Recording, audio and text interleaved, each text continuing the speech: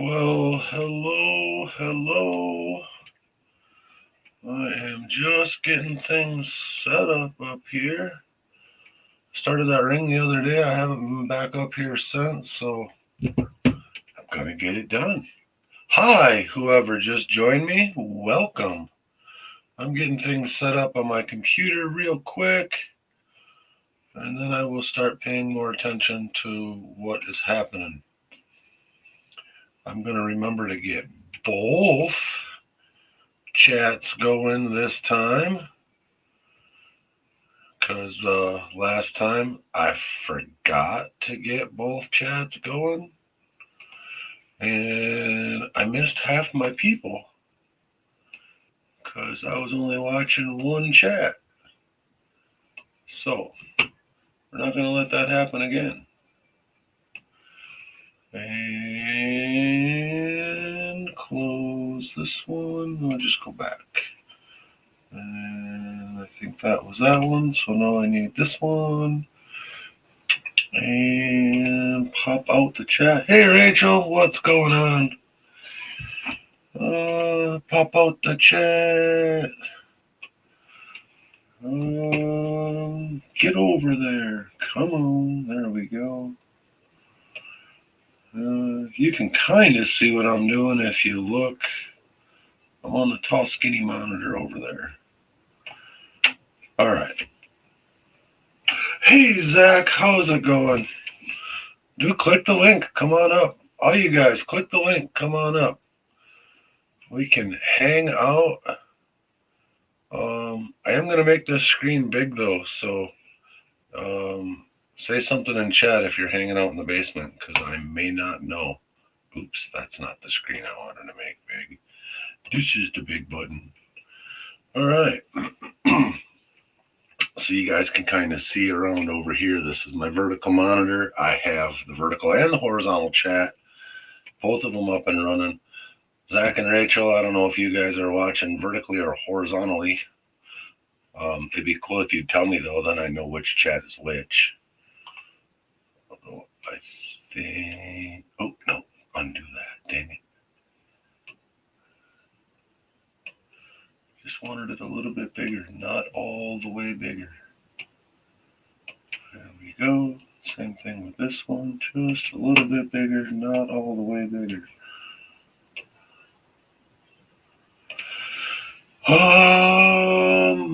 Vertical. Like this, not like this. All right. Okay, then. So, I got a Uperlite and copper ring over here. I got it all glued up the other day, and I'm gonna try to grind on it tonight here, see what happens. The last time I tried grinding on one of these rings, I blew all the copper out of it. I took some steps on this ring to make sure that doesn't happen again. So hopefully that doesn't happen again, because the last one really frustrated me and I don't want to be frustrated again. Who's texting me? Because I'm not paying attention to my phone. I'm using it as a modem. It was Prime Video. Don't they know I'm live? Okay. Zach says he normally does it horizontal. Yeah, I've heard that about you. All right. What do we got? 10 people hanging out. Welcome, everybody. Pop in, say something in chat. Click that link. I'm going to figure out how to pin that real quick here. Hi, Texas Donna. How are you? How do I pin? What are my options here? Delete comment, put user in timeout, ban user, and delete their comments. I don't think I want to delete myself. Comments. Show comments on stage. I don't really want to do that. I just wanted to pin this comment at the top. I told it to be a favorite. I don't know if that pins it or not. Curtis, what's up? Call up, man. Come on in. Click the link. hang out with your thing out. Check us out. I'm gonna start polishing on this ring real quick here. And yes, like the smash button, please. What happened? I had 10 people, and then I have 5 people now. Where'd you go? Was I not cool enough for you? That's okay. I'm used to that. There's a couple other lives going on right now, some other people in the community, but not like the common ones you see. So I figured it was a great time. Shut up, Bob, in the house. What's up, Curtis? What's going on, Carl? How you doing tonight, my brother? Doing. Good. I just got done watching GP and Mama Bird's Christmas special. I went on to see who all was live before I stepped on anybody's toes, and boy, they had a bunch of stuff they were giving away. I totally missed it. I was playing on the sober side tonight. Oh, yeah, they were throwing a hashtag up about every 2-3 minutes, and then shit. then turn the wheel. And that's how I'm going to do my giveaway too. I didn't realize that that's how they do it, but I'm going to put all my they had they were spinning a big wheel behind them, but I'm going to put all the prizes in the digital wheel, and then when I draw a hashtag, whoever wins, then I'm just going to spin the wheel to see who gets what. Then I don't have to. I'm all about doing a digital too. But I don't know if I can swear on your channel, but manual labor shit, nah. Nah, I'm good with that. I do enough of that all day long. Donna, I don't think you scared anybody off. All right, so there we go. I got both chats up. Let's make this big again. I said, if anybody else is going to pop in, you might have to holler. I just happened to be shrunk down when Curtis got here. So this makes a little bit of noise, especially this first part, but I got to get this hard part done. So what are you doing tonight, Carl? So I got this ring. I started this on my live the other day, and there's a little bit of copper in there. And then that shit sticking up is actually all crushed Uperlite. So we'll show her off real quick here. There you go. There's nice. There you go. Yeah, I gotta change my view. Oh yeah, there we go. Now I got a bigger view, and you guys can still see my ugly mug. Boy, there we go. There it is. Now I got her glowing. You got to just find that sweet spot and then not move. Dude, that is beautiful. That looks awesome. Yeah, and so now I got to shape it, grind it all the way down flat, and then if everything goes well, I'll take it back up through all the polishing. So, oh, you're on the vertical now, Rachel? Sweet. I see you over there. Yeah, I had to change my view so I can get a better view of what you got up. Yeah, and I can actually make the ring thing bigger, but I think it's good enough just like this. I got my my new camera showing off the big view. So nice. I'm still working on all that. I got to get a laptop for when I'm out in the Cheddar Shack. I work off of my phone, and then a broken phone that catches off my Wi-Fi for chat.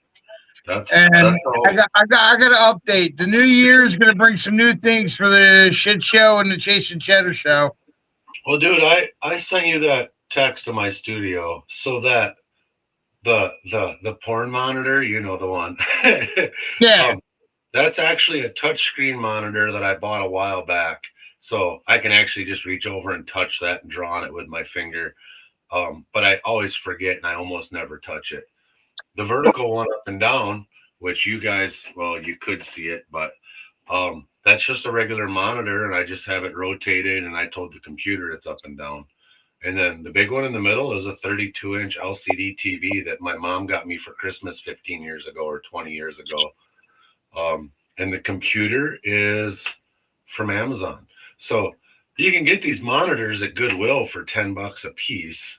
Yeah, but I'm in my shed that I turned into my studio in the back of my property. Yep. So I'm running off of just Wi-Fi, and I'm also my mother's caregiver. That's why I actually get to enjoy YouTube because I there's nothing else I can do. Yep. I hear the you. buzzer goes off, I run in the house. the buzzer goes off, I run in the house. You know what I mean?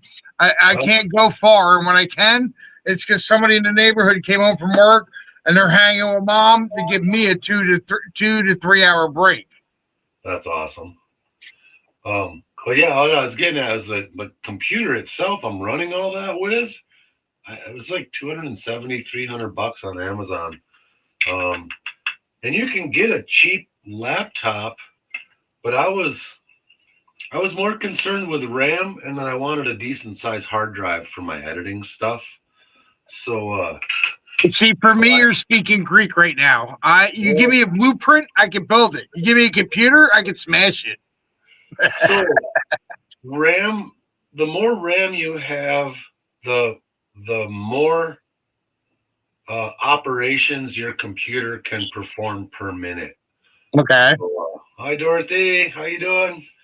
So I can't see chat, so I'm sorry for everybody in chat. I can't see you, but hi. I can put chat up and block your face, but let me see here. Nah, that's fine. Hi, chat. I'm here. You can see my ugly mug. I'm old and gray. Actually, white. You know what? I can do this a more fun way. No. Turn that back off. Oh no, I don't want that button. This button here, share screen. Watch me lock us up. Oh, yeah, don't go fucking nothing up, bro. Oh, by the way, everybody, liquid cheddars. I don't even know where my camera's looking at me at. Entire screen. Is this screen one? That's the one. That's the one I want to share.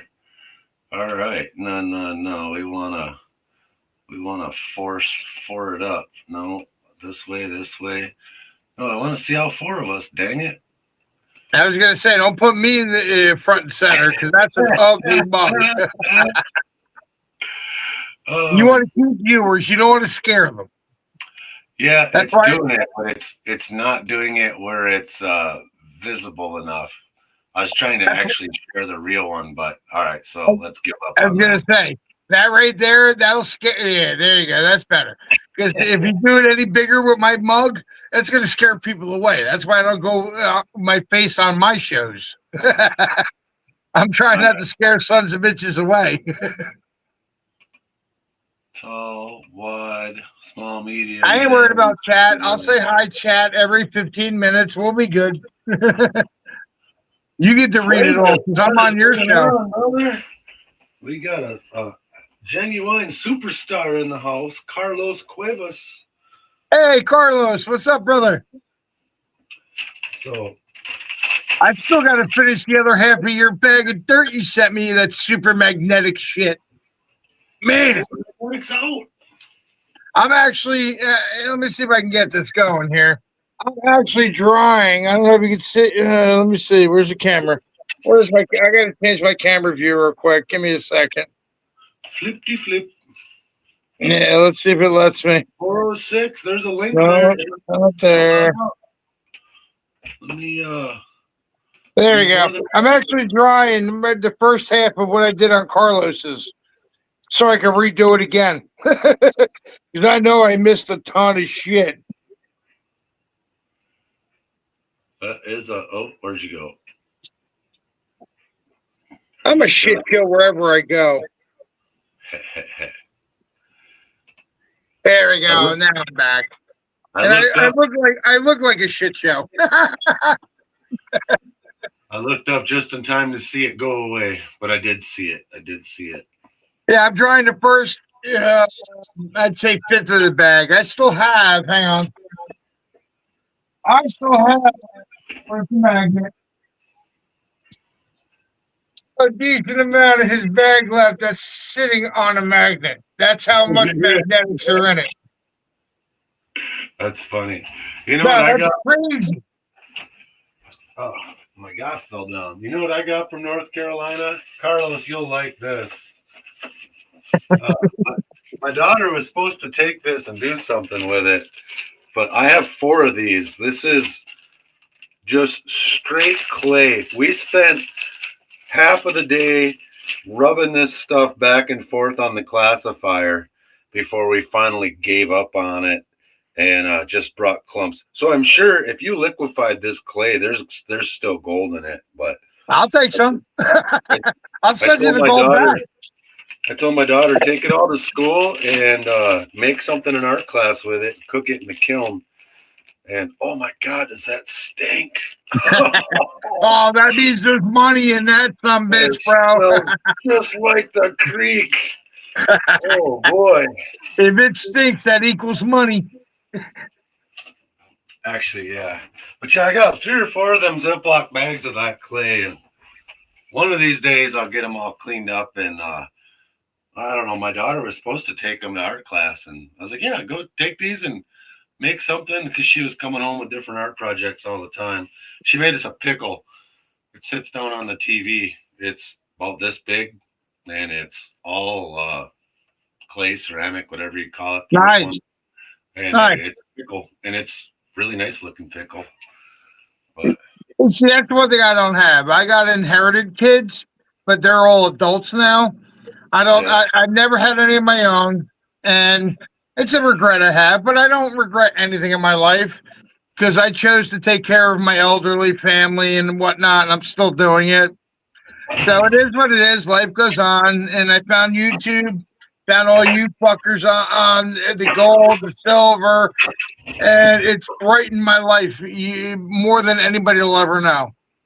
Because y'all somehow, as silly as we are and stupid sometimes, y'all keep me sane. Go figure. hey Mandy, you said hi. Oh, Texas Donna. Hey Donna. I seen Hello, Zach. everybody. I wasn't sure if my wife popped in to spy on me or not. Liquid cheddars to all.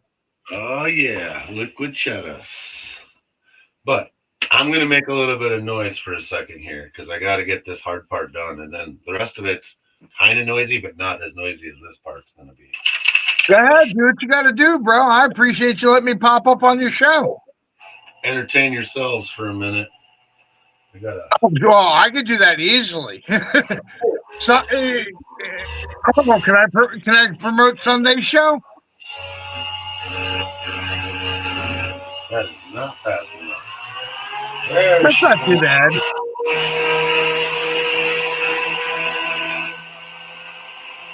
Suppose I could work on your side, then you can see what I'm doing. That's not too bad. Probably noisier on your end than it is ours. We can turn the volume down. All right. I can't see chat. How can I change that? Make the noise that says.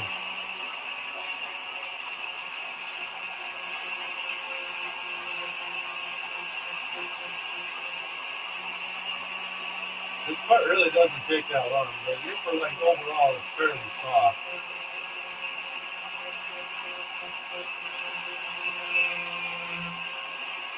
But I think that was the end of my paper.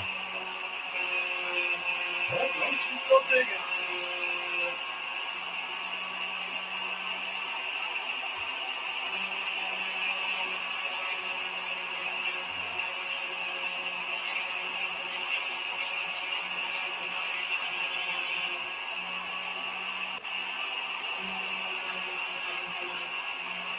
Alright. Pull her down, pull her down.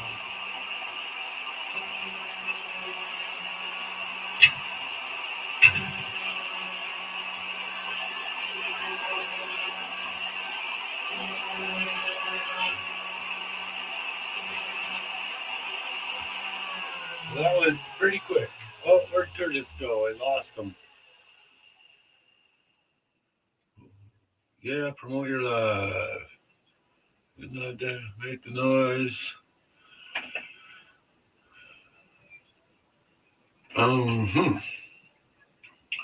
Well, like I said, guys, the link is there. If anybody wants to come up, I don't know what happened to Curtis. Better check and see if he's not locked in the basement. I got you guys on big, so I can't really see. Oh, he is. What happened, brother? I hit the wrong button like usual. I am a walking shit show. We call that an error 406, don't we, short boss? No, I call that too many cheddars. Well, I mean, it's kind of the same thing. Yeah, it's just a nice way of saying it. No, I ain't shy. I have nothing to hide. Again. All right, so that guy's, as you can see, that knocked a whole bunch off. You can actually start to see that copper coming through now. I'm gonna try to spin it. There's still a few high spots on there, but I might be able to fight through them. So let's see what happens this time. It's looking good so far. It goes pretty quick at this point. And then I'll get it good and wet, look for holes, maybe have to re-glue it, but we'll see.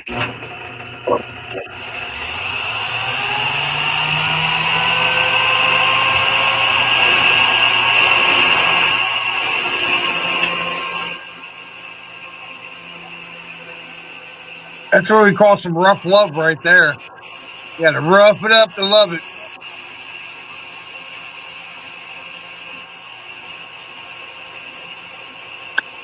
So I hope everybody else that if you can hear me, had a great Thanksgiving and a good Thanksgiving. Had some good times with the fam, all that good shit. I hear you, but I don't hear you.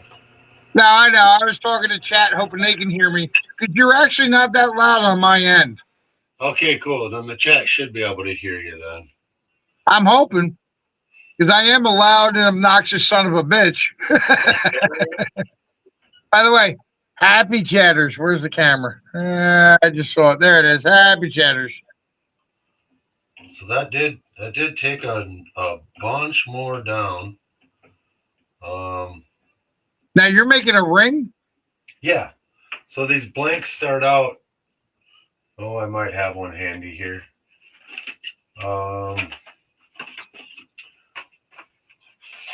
These blanks start out like this, and then let's see. You can see there's a channel. The plastic's kind of screwing with your view, but you can see there's a channel there, right? Can you see the channel? And so I glued copper into the channel, and then I grew glue like around it. So when it's all said and done, I got a couple over here. Now, what kind of glue do you use? Like an epoxy glue or just a standard like crazy glue? It's called CA glue, which is basically crazy glue. Okay. On the big screen, you can see some finished ones. Oh, nice. Okay. So one of these. Pop your change your screen and put you up for that, because you need to show that shit off, bro. Yeah. Put yourself on the big screen and show that off. They don't need to see my mug. Get it over here. There they are.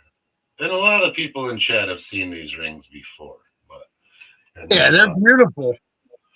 Let me get the wet stuff out of the way. We'll just set those. I love that. What kind of machine are you using? You got a electric drill with certain bits on it, boring bits and shit?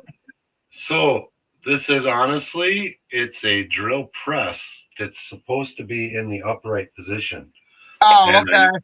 I made some brackets for it. Let me shrink this back down. You see me better then. So you can see right here, this is the drill press itself. You took a vertical drill press and turned it horizontal. Yep, made a bracket. Almost like a lathe. Bolted it to the desk, and it's basically a very poor man's lathe. And then I have these mandrels, back to the other screen, and they're all different sizes for the different size rings, and then you just tighten down this Allen screw, and it wedges the ring. Bro, I wish I would have known you like 2.5 years ago, because I could have sent you every damn bit you need for a lathe to do metal work, woodwork, and everything. The thing is I don't have For like metal lathe, I don't have anything to hold the carbides. Like Nah. we've discussed even just putting a rest here because I can work this stuff by hand like a wood lathe. But yeah, the thing is with this is if you try to get in there with like say a carbide and actually chip at it, you just chip everything out. So Okay. I had Well, another buddy said he was trying to make a ring, and he says every time I touched it, all the garnets went flying out. I says because you got to use a Dremel tool and grind them down. You can't you can't catch them because they're so hard they just flip right out of there. So. All right, we're going to talk one day off camera and privately. I have something that might actually benefit you in the near future. But I am going to try to skip right to the not so loud. So this thing when it's running isn't that bad.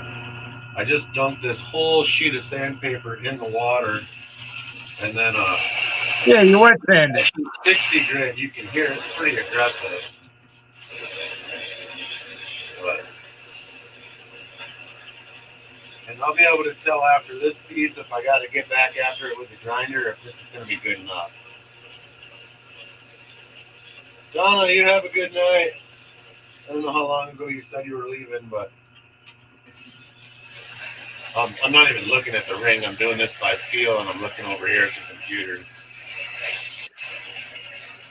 Oh.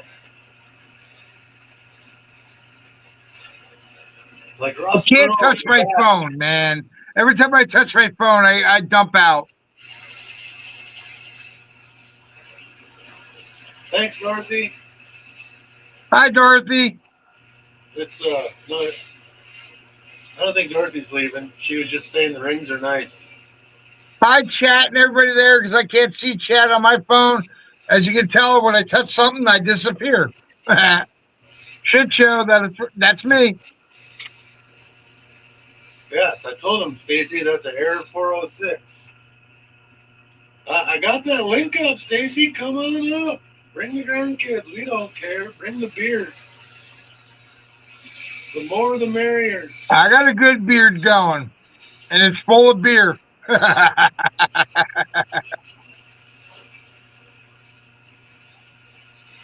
I do believe that this is working. I can feel because I'm using my fingertips. I can feel if it's moving in and out like this. If there's a flat spot. You can feel the contour of it. Yeah, and when I'm looking at it, I'm looking at this edge on the side to see if my stainless is coming out clean or if there's something up on it. Now, what size grit or what type of grit are you using for sandpaper right now? I just started with a 60 grit. Okay. Usually I start with 100, 180, 320, 600, 1500, 3000. So that was that rough that you had to start with a 60? But well, the thing was the other day when I was cutting strips of paper, I didn't have any hundreds, so I threw a 60 on. Oh, okay. So and it's not too big of a deal to go from 60 to 180. I mean, I wouldn't want to do that with a car, but yeah, but you're trying to do a fine polish, so you eventually you gradually got to increase your grit. Once I get from the 180 to the 320, then 600, 1500, 3000. And then after that, I have rough. Let's see. I have rough. Once you hit 3000, it's insane. Medium and mirror finish. And then if I really want to get carried away, I have 1 through 100, 10 through 100, or 1 through 10, whatever. This is all diamond paste in these. So if I was doing like trying to polish a gem, I actually use the diamond paste when I do some tumbling, depending on the gems I'm tumbling. Yep. So yeah, if I was making a ring with garnets in it, I would use the diamond paste because garnets are an 8, diamonds are a 10. Yeah. So you can't polish a garnet with 3000 grit. You need that. Oh hell no! You'll tear that some bitch up, make it you'll make it sand. You'll make it dust. Yep. All right. So I do see. I don't know if you guys can see, but there is just a little bit of an edge here, which I'm going to try to hit that with my knife to clean it up. But if that doesn't get it, then I'm just going to have to sand a few more mils off. I think one more piece of paper. And then once I get to that point, I go through and I look for any little holes. Because if there's holes, now's the time to fix them. Because if I get all the way to 3,000 and find a hole, and then I got to fix the hole and start back over at 180 again. Yeah, you're screwed. You got to go. You got to backtrack. Yeah. And then I usually will look for the holes with the tip of this X-Acto knife because it gets in there and lets me feel them. But I don't really see any. Some of these black rocks kind of look like a hole, but blow up the picture of what you're doing. So everybody can see it. Not just me, just so everybody else can see it too. I know what you're doing.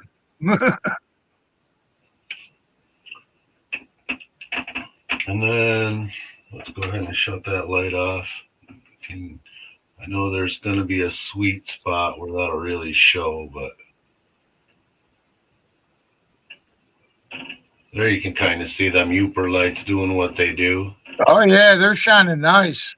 So Zach and Rachel in chat are the ones that go and hunt up all the Uper lights for me.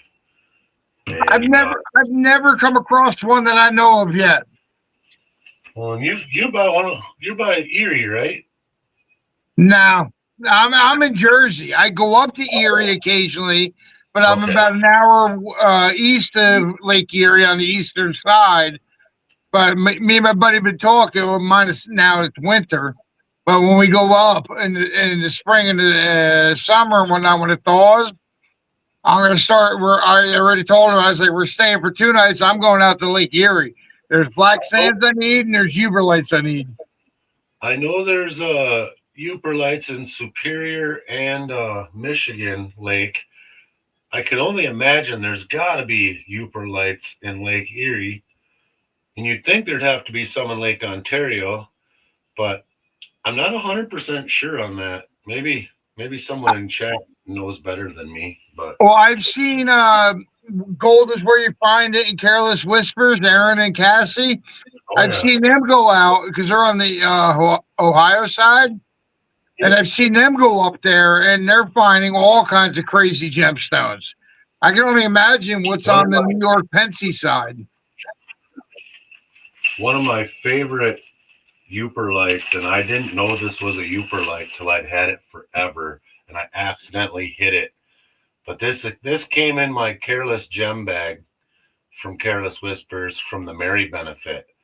And one day it just happened to get hit with this light. And I might have to make this dark. She's got some crazy gemstones in her bags. She does. Oh, wow. And, yeah, isn't that nuts? And you can actually see the ring in the background is orange right now, too. Yeah. But you're hitting that with a black light? Yeah. 365. With a 365 nanometer. But yeah, it's a polished Uper light. I just thought it was a cool, eggy, shiny rock. And that's a Uper light egg. Yes, a Uper light, polished Uper light egg. You got yourself a Uper egg. I've got a couple of bigger Uper lights from Zach and Rachel that I need to put the polish on. And I'm thinking I'm going to square one on. You froze up on me. All right, we're going to make a little noise. There we go. Hopefully one more time. So you do all your shaping with this 60 and 100 grit. And then after that, it's just polish, polish, polish.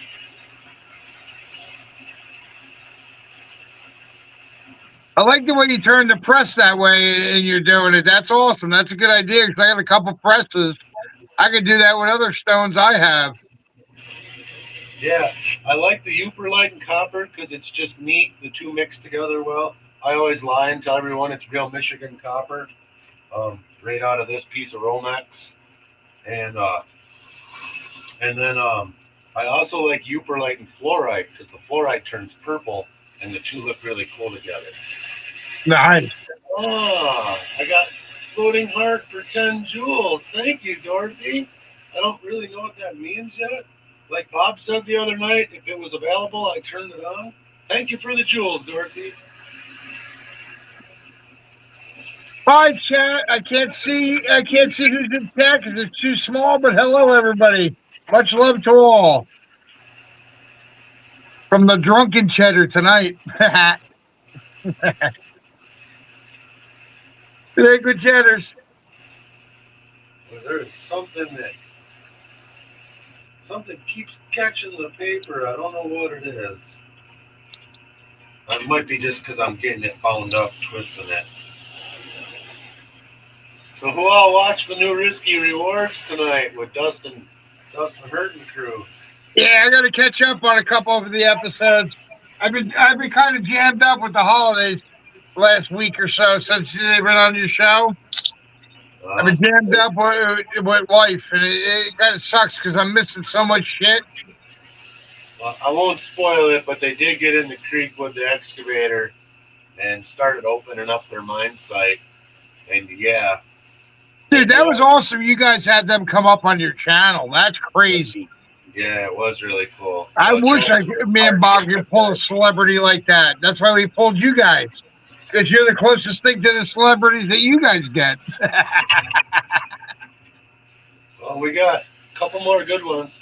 We're supposed to have Sean Pomeranke, and he was supposed to be on last year, and then he had a schedule conflict, and he was scheduled for this year, and he hasn't been responding, but that doesn't mean he's not going to show. It just means he's not available. Oh, you're coming here in the morning, Zach? Perfect.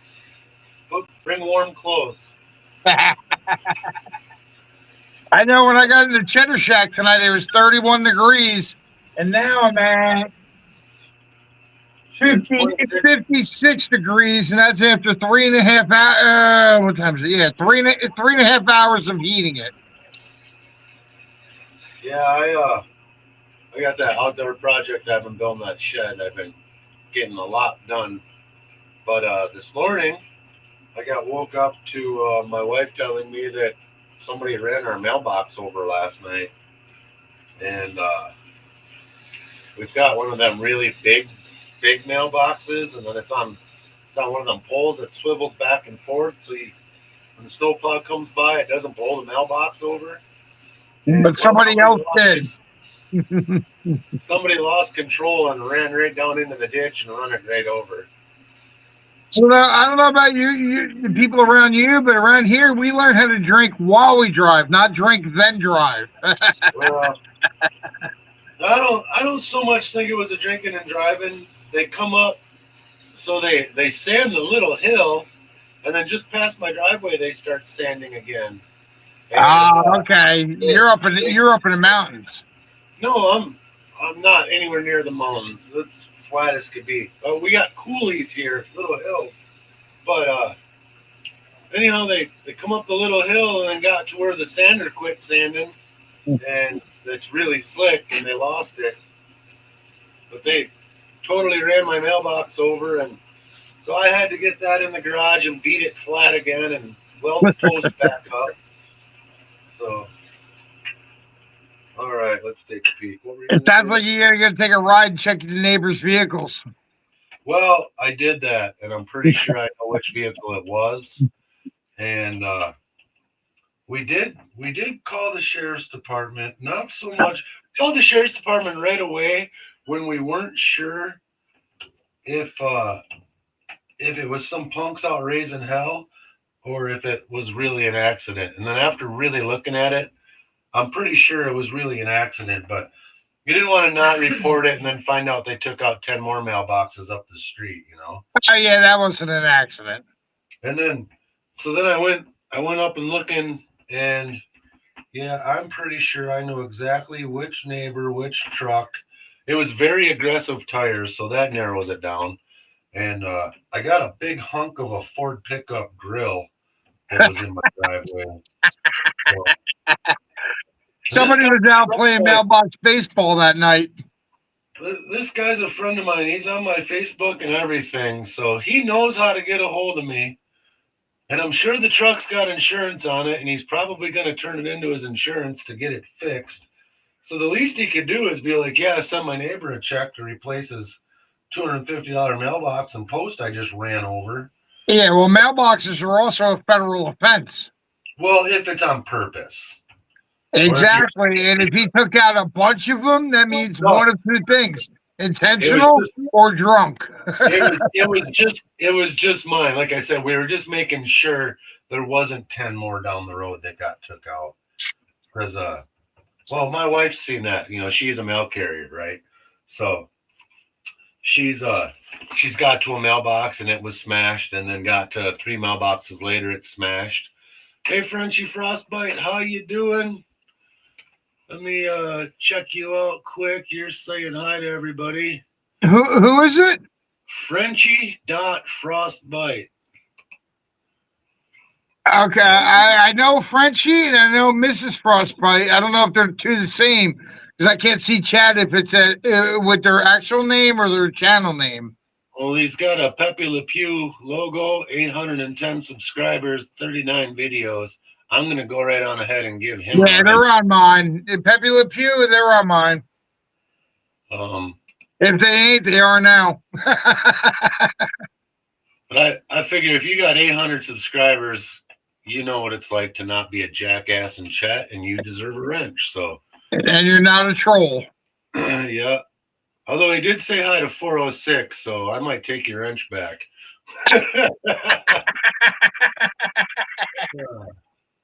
Stacy's like, what did I do? All right. So, I appreciate you letting me come up and hang with you tonight, dude. I wish more people would come right up with you. We'll get a whole hangout going. Why not? So well, you guys rated me and Bob on the Sunday Night Shit Show last week or 2 weeks ago. It was an awesome show. I couldn't believe that Travis and Stacy popped up with me. That was fun. You know, we were. Oh, that was a great show. A good time. Well, plus we were doing so much promoting for Red Deer Nation, and then Bob helped us out so much the next day, getting us back over 54 when YouTube took all our subs. I try to do what I can when I can, but I'm on it a lot, but I'm not on YouTube a lot because I'm trying to cut back because I got to worry about other things, and the holidays right now suck. I got to deal with a lot, too much shit. You don't want to hear it, but anyway. Yeah. So I greatly appreciate you guys, all of you guys, including Bob too. I know he does. We both do for what you guys did for our show that night, and it's awesome. I can't wait to have you guys up again. Maybe we could work something out where we're a monthly guest on yours, a monthly guest on ours. Works for me. Like I said, and we do this often where we just throw the link up and come on up and hang out. That's what it's all about. Real quick here, you guys can see where this knife is. I do have a hole, a pretty good size hole, and I'm poking around right now looking for more holes. I'm not really seeing any, which is pretty good. One hole's good. And sometimes you'll get a couple of really small little dimples in there, and then those little dimples. What's that? The screen froze. Which screen? Nah, the one with you poking holes in the ring. Oh, you can still hear me though, huh? Yeah, we can hear you, but the screen froze. Huh. There you go. Nope, the screen still froze. Are you sure? Just the one. You're fine. I'm fine. And it's just the one you showing the machine froze up, at least on my end. Back. There we go. Now you're back to normal. So what I'm going to do, I'm going to get this piece of paper back down here, and I'm going to get some glue out, and I got to grab a lighter because I want to make sure that it's warm and it's good and dry. And I'm just running that lighter in there, cooking it right now, and getting it nice and black at the same time. That's good for it too. Cooking. Got to keep it cooking. That better have been a snag. Oh, cool. Something on my on my rag snagged up. It felt like I ripped one of the coppers out. Okay. So we're doing great. So what do you have in this ring again? Copper and Uperlite. Okay. I remember the Uperlite. I didn't realize the copper was in there too. So yeah, that's the second hole. I don't know if maybe try to get where it can see. I can also do this. I can give you the extreme close up. Let me we'll get a little funky for a minute here. Where did it... kick yourself to the big screen to show everybody. Yeah, I'll do Give them a that. clear view. I'll do that. There you go. All right, so I'm gonna keep trying to give everybody a seizure till I find it in the right light here. Boy, it just does not want to give me the right light. Oh, that's badass. Yeah. Oh, wow. You ever think about doing a ring like that for Tiger's Eye? I actually have some Tiger's Eye. And I think... Oh, wait. No, maybe I don't have Tiger's Eye. Maybe I do. I think I do. Because that would have to be a pretty decent-sized piece to cut out the middle for the ring. It doesn't take much, because when you smash it up, it doesn't take much at all. Like... All right, yeah, but if you smash up Tiger's Eye, it don't look the same as it does in the rock. Exactly. So like this little rock right here, I smashed that all up. That'd make a whole ring. And then the Tiger's Eye. Maybe it's you held a piece of it up the other night. You had a nice piece. I'm looking for it right now. But actually, I got my cheddar box from Raspberry Hedgehog. She made me a box, which is my gem box. That's the Tiger's Eye. Here, go ahead, kick me up on the big screen. There's the Tiger's Eye I have. Look at me quick. Is this Tiger's Eye? It looks like it. Okay, I'll make you bigger.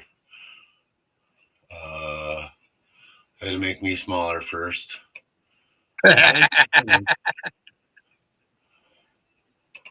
What the heck? Come on. My there we go. My StreamYard did not. Oh, I dropped it. Some bitch. There we go. Dude, this thing is gorgeous. Yeah, I think we're holding the same kind of rock. Yeah. But what's it do in the UV light? Anything? Nothing. I don't know. I don't have one. No, I don't do nothing. No, I don't have one. But I do have a bunch of Tiger's Eye. That's, I think, my biggest. I don't know. I'm going to dig through. Oh, no. Here's another one. No, that's not Tiger. I don't think that's Tiger's Eye. Looks like a tiger's left nut.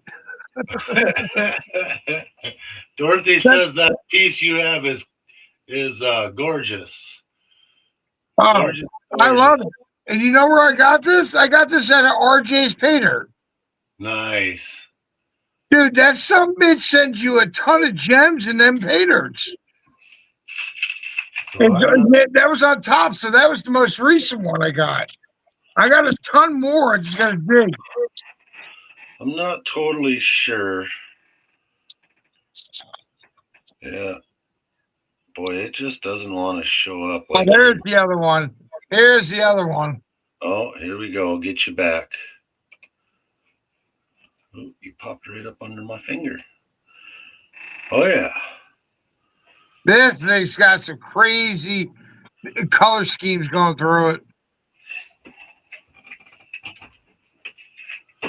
All right, so now that I got this this dried out, well, I got over that freaking dusty rock again. Yeah, I got a bunch of different Tiger's Eye in my bin here. So I use this super thin glue, and looks like I might have to put a new tip on. Usually I can just keep cutting these tips shorter and Otherwise, I got new ones. Nope, she's working. So I take the super thin glue and I make sure I get all the holes filled in. And then I find a shot glass that's full of Uperlite dust. Okay, my shot glasses are full of happy cheddars. Let me see. Can we there you go. Followed by liquid cheddars. See that turning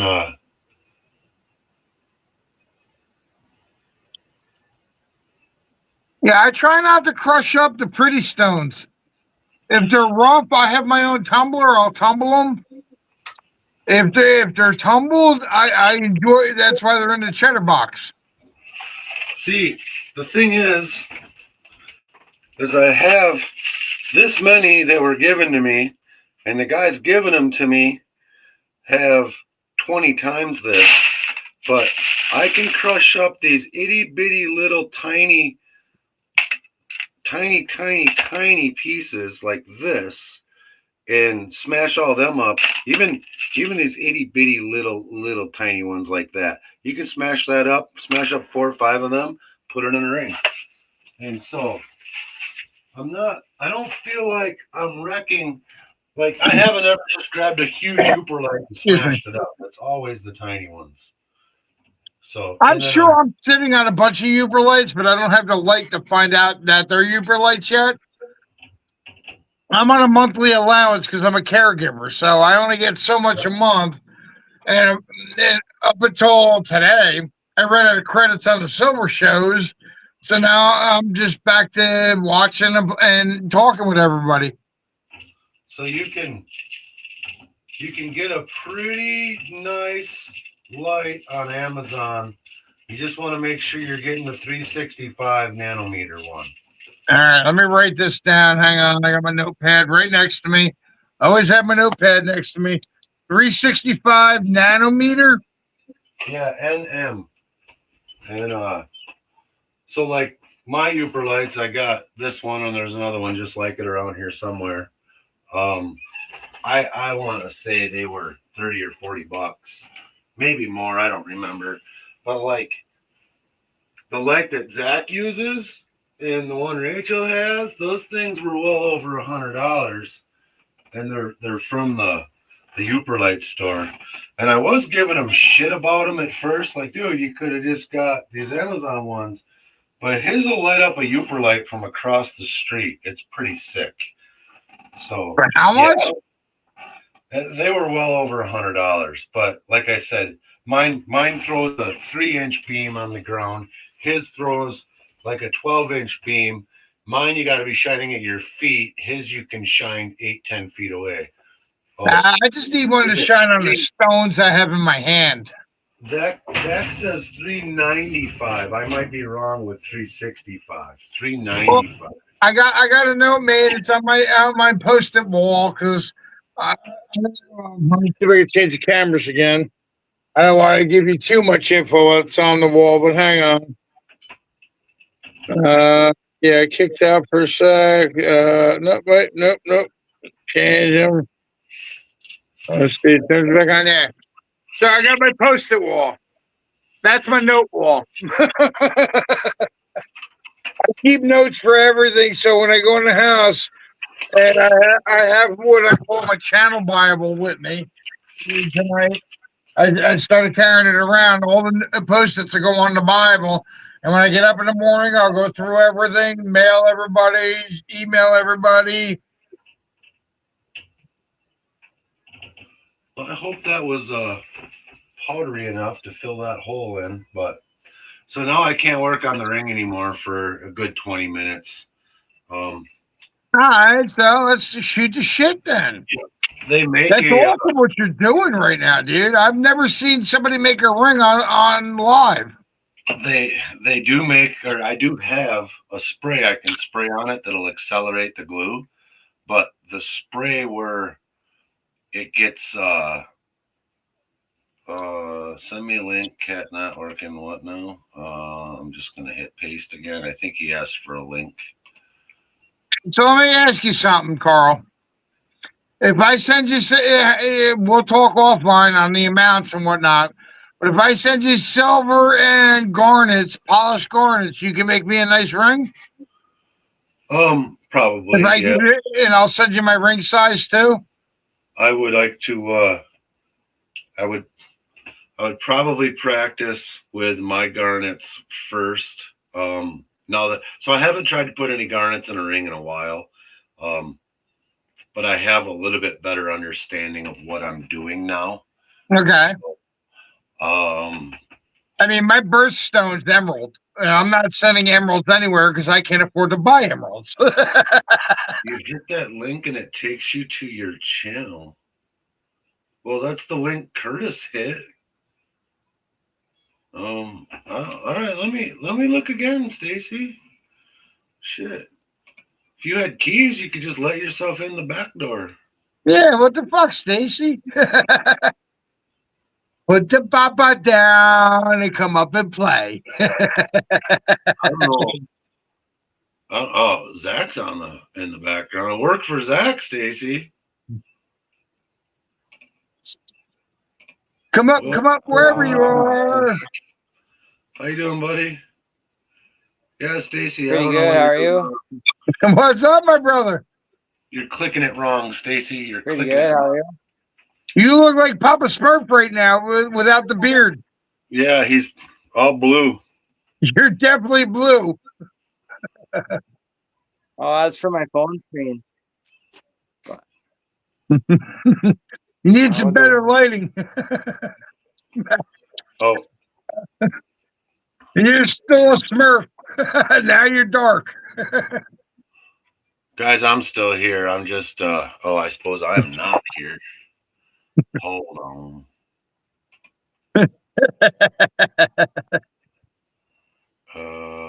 Still fun and games until somebody it gets called Papa Smurf. Yeah. Wow. That camera. Wake up, camera. You look like Casper, Carl. I don't know what's going on. Take the HD off. Turn off the HD. Yeah, that is. I don't know what its problem is. It ain't never. You gotta turn off the HD.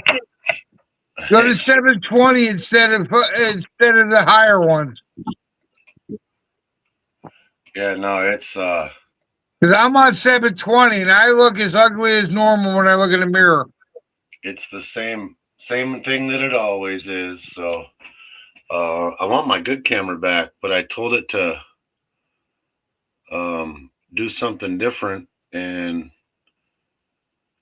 it went bonkers. So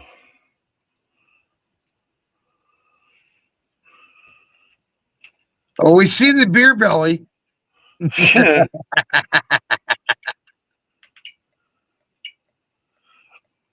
Oh, give me back camera USB. This guy here, camera info SD. Everybody sees me with no neck, so it's all good. I'm trying to just go through this. What happened to Zach? Where'd he go? He didn't like being called Papa Smurf. Yeah, apparently. I'm sure he'll get right over that. General. Oh, there he's back. Yeah, you've been kicking for an hour now. Good for you, bro. Yeah, well, 8 whole viewers. 3 of us are on screen. I don't know. Detectable. How goes it? Hearts of gold. Here we're talking and screwing around with computer stuff and not paying attention to the chat. And Zach, you got to turn your camera back on or something. What'd you do? Put it away, then turn the camera on.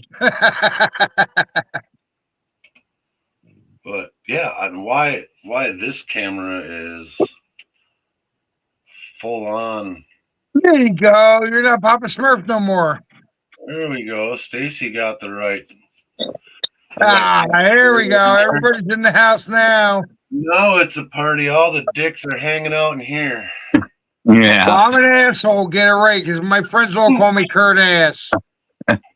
What it was is I was on the vertical stream Yeah.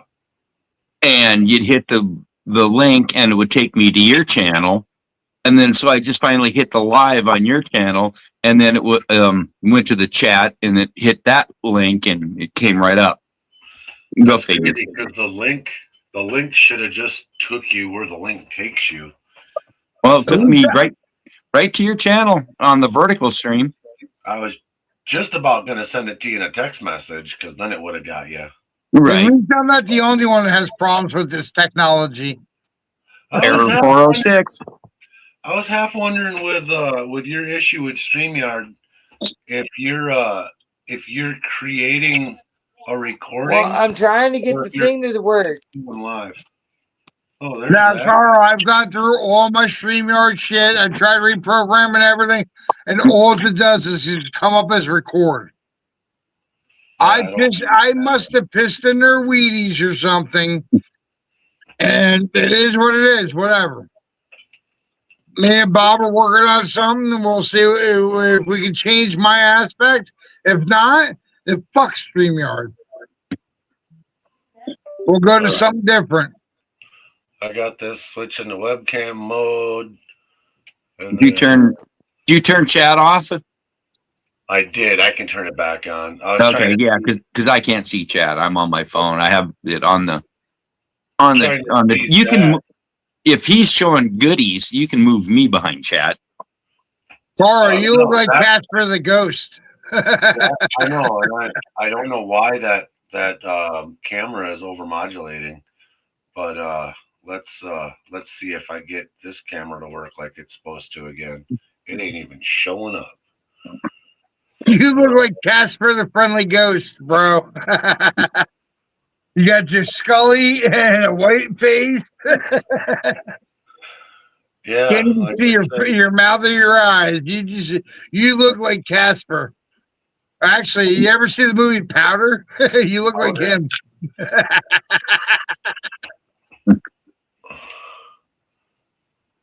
No, God dang it all. My dang thing keeps trying to upload. I gotta tell it to stop uploading.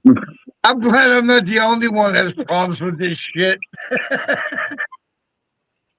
Like I said, I'm just leaving that other camera be for the moment. Oh, I gotta plug in. The other thing too is my computer hasn't shut down in 3 days. There we go. So I might be due for a reboot. Yeah. Yeah, I would think so. Usually it shuts itself off, so I just walk away, let it do its thing. But it hasn't been doing that, and now this bad boy don't want to work either. Oh, this thing's hot. That could be part of it. That might be not working because it's hot. That's also been on for 3 days. So Zach. we'll deal with We that. all know how things go. You got it too hot to handle, didn't you? This camera here, I don't know if the door is over. Yeah, that is nuts. All right, y'all shoot your shit. I'll be right back. I gotta go get some more of my baba.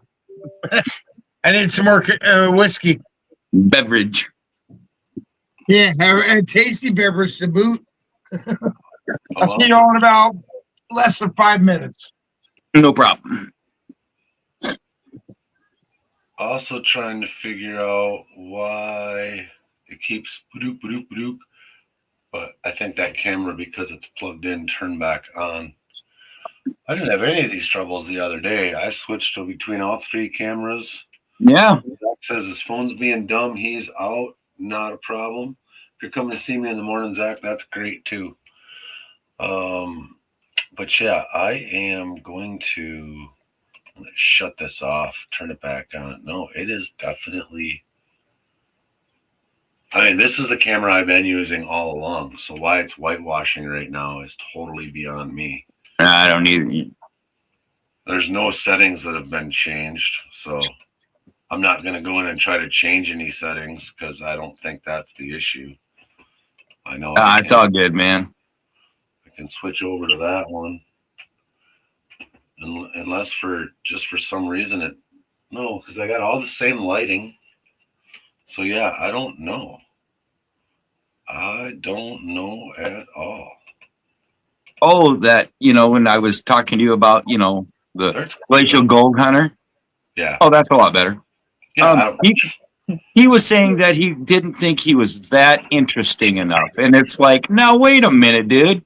He told me the same thing. And like I said, he acted like he wanted to pop on with Jason. And I was like, oh no, that wasn't how I explained it. But I thought, again, this was all happening at the campsite with chaos and right. And so then I told him that. Oh, go ahead. I don't know. He just kind of like quit responding to that group chat. So if you're getting any kind of response out of him at all, great. Otherwise, like I said, I can go in there and bug them again. But just because I have a direct line to these guys doesn't mean, if you ask me the same question 10 times and I quit answering, right, quit asking me the question, right? And I don't want to be that guy. Right. Well, I told him since he got a shout out, he's got to do it. And he was like, oh, wow, you guys said some really super nice things. And it was like, yeah, come on. Well, I just don't think he realizes, I don't think Jason realized how many people wanted to see that interview. And there's so many more that want to see Lucas. And they watch everything the man puts out, Jason or Lucas, that every time they drop. What are you guys talking about? Glacier Gold Hunter. And so I've been working on Glacier Gold Hunter since I got Jason to agree to come on and do our show, Flower Gold Hunter or Wizard. And then Lucas kind of quit responding to my inquiries, and I just left it at that. I wasn't going to push it. Like I said, I've got through that other app, I can message Lucas and Jason anytime I want. And I didn't want to overstep. Be that guy. Yeah, you definitely don't want to be over pushy or any of that. But I did say that after the Flower Gold Wizard interview, and after that went so well, and I even got a response from Jason. He texted me the next day, and he was like, "Man, that interview was great." And I was like, "Yes, thank you so much." Did he have a lot of fun? I think he did have a good time. Yeah, good. Because we've worked a long time to get, and I think you were the tipping point to help us. You guys have been sending him messages for years, and I'm with him in his campsite. It's a lot easier to put him in a headlock. Yeah, I love what you guys are doing. I'm trying to learn from a lot of you guys on what you're doing and how to get guests up. Because me and Bob are just new at this, or I'm new at this. I know Bob's new. We're both within the first year of our streaming, and I'm trying to get pointers from you all. And I was telling Carl, you all made our night last time when you guys came up. You guys bombarded us, and it was awesome. Good. We're glad you guys like that. It was I know Bob did too. We hated to kind of take somebody's channel over a little bit. Not that we're big YouTubers, but we just like to have a lot of fun and promote smaller channels too. It was great because it helped you guys, it helped us, helped you get the new Red Dirt Nation out. I mean, it helped everybody in every aspect. And it was awesome. And I appreciate you. Oh, thank you. Bob does. This time a year ago, I was just watching the Red Dirt Nation. Didn't really have any connection with these guys. Stacy had reached out to my boy, and Stacy had commented on some of my videos. And then when my boy went back to Montana and made a video, Stacy's like, "Hey, I'm pretty close to you," and so then I just kept interacting with these guys, and then I was joking with them that, well, I wasn't joking. I said I'm coming out there, and my boy joined the Gold Club that Nick's the president of, and I was supposed to join, but I didn't make it out in time. I could still join, but I got to get there for 2 meetings before it sticks. And so anyhow, they were talking about Travis coming down for vacation, and we were all going to go camping. Stacy was supposed to come with, and they ended up shutting his plant down, and he had to do maintenance work all week. But me and Nick and my boy and Travis went driving all around Montana for a week camping, and that's when Travis said he did have an opening on red dirt and he'd be interested or want to know if I was interested. And it was probably a month after that that he said that he was going to add me up. And I still don't feel like I'm worthy. I'm doing everything I can. Bro, Carl, I'm right there with you, bro. Because I never thought I'd be pushing 500 subs and have a channel. Because I did this as a joke because my buddies are like, you'll never do anything on YouTube. And now they're like, holy fuck, what have you done? I'm like, hey, they're like, you got to be the drunken pander. I'm like, no, I'm chasing cheddar, baby. I'm pretty for the gold. That's shiny. We'll catch you later, Jim. My YouTube stats, I've had people waste their 3,500 hours of their lives watching my videos this year. And freaking awesome. Like, I can hardly keep a conversation with someone at the gas station sometimes. Yeah. 3,500 hours of people just watching me figure this all out in the creek.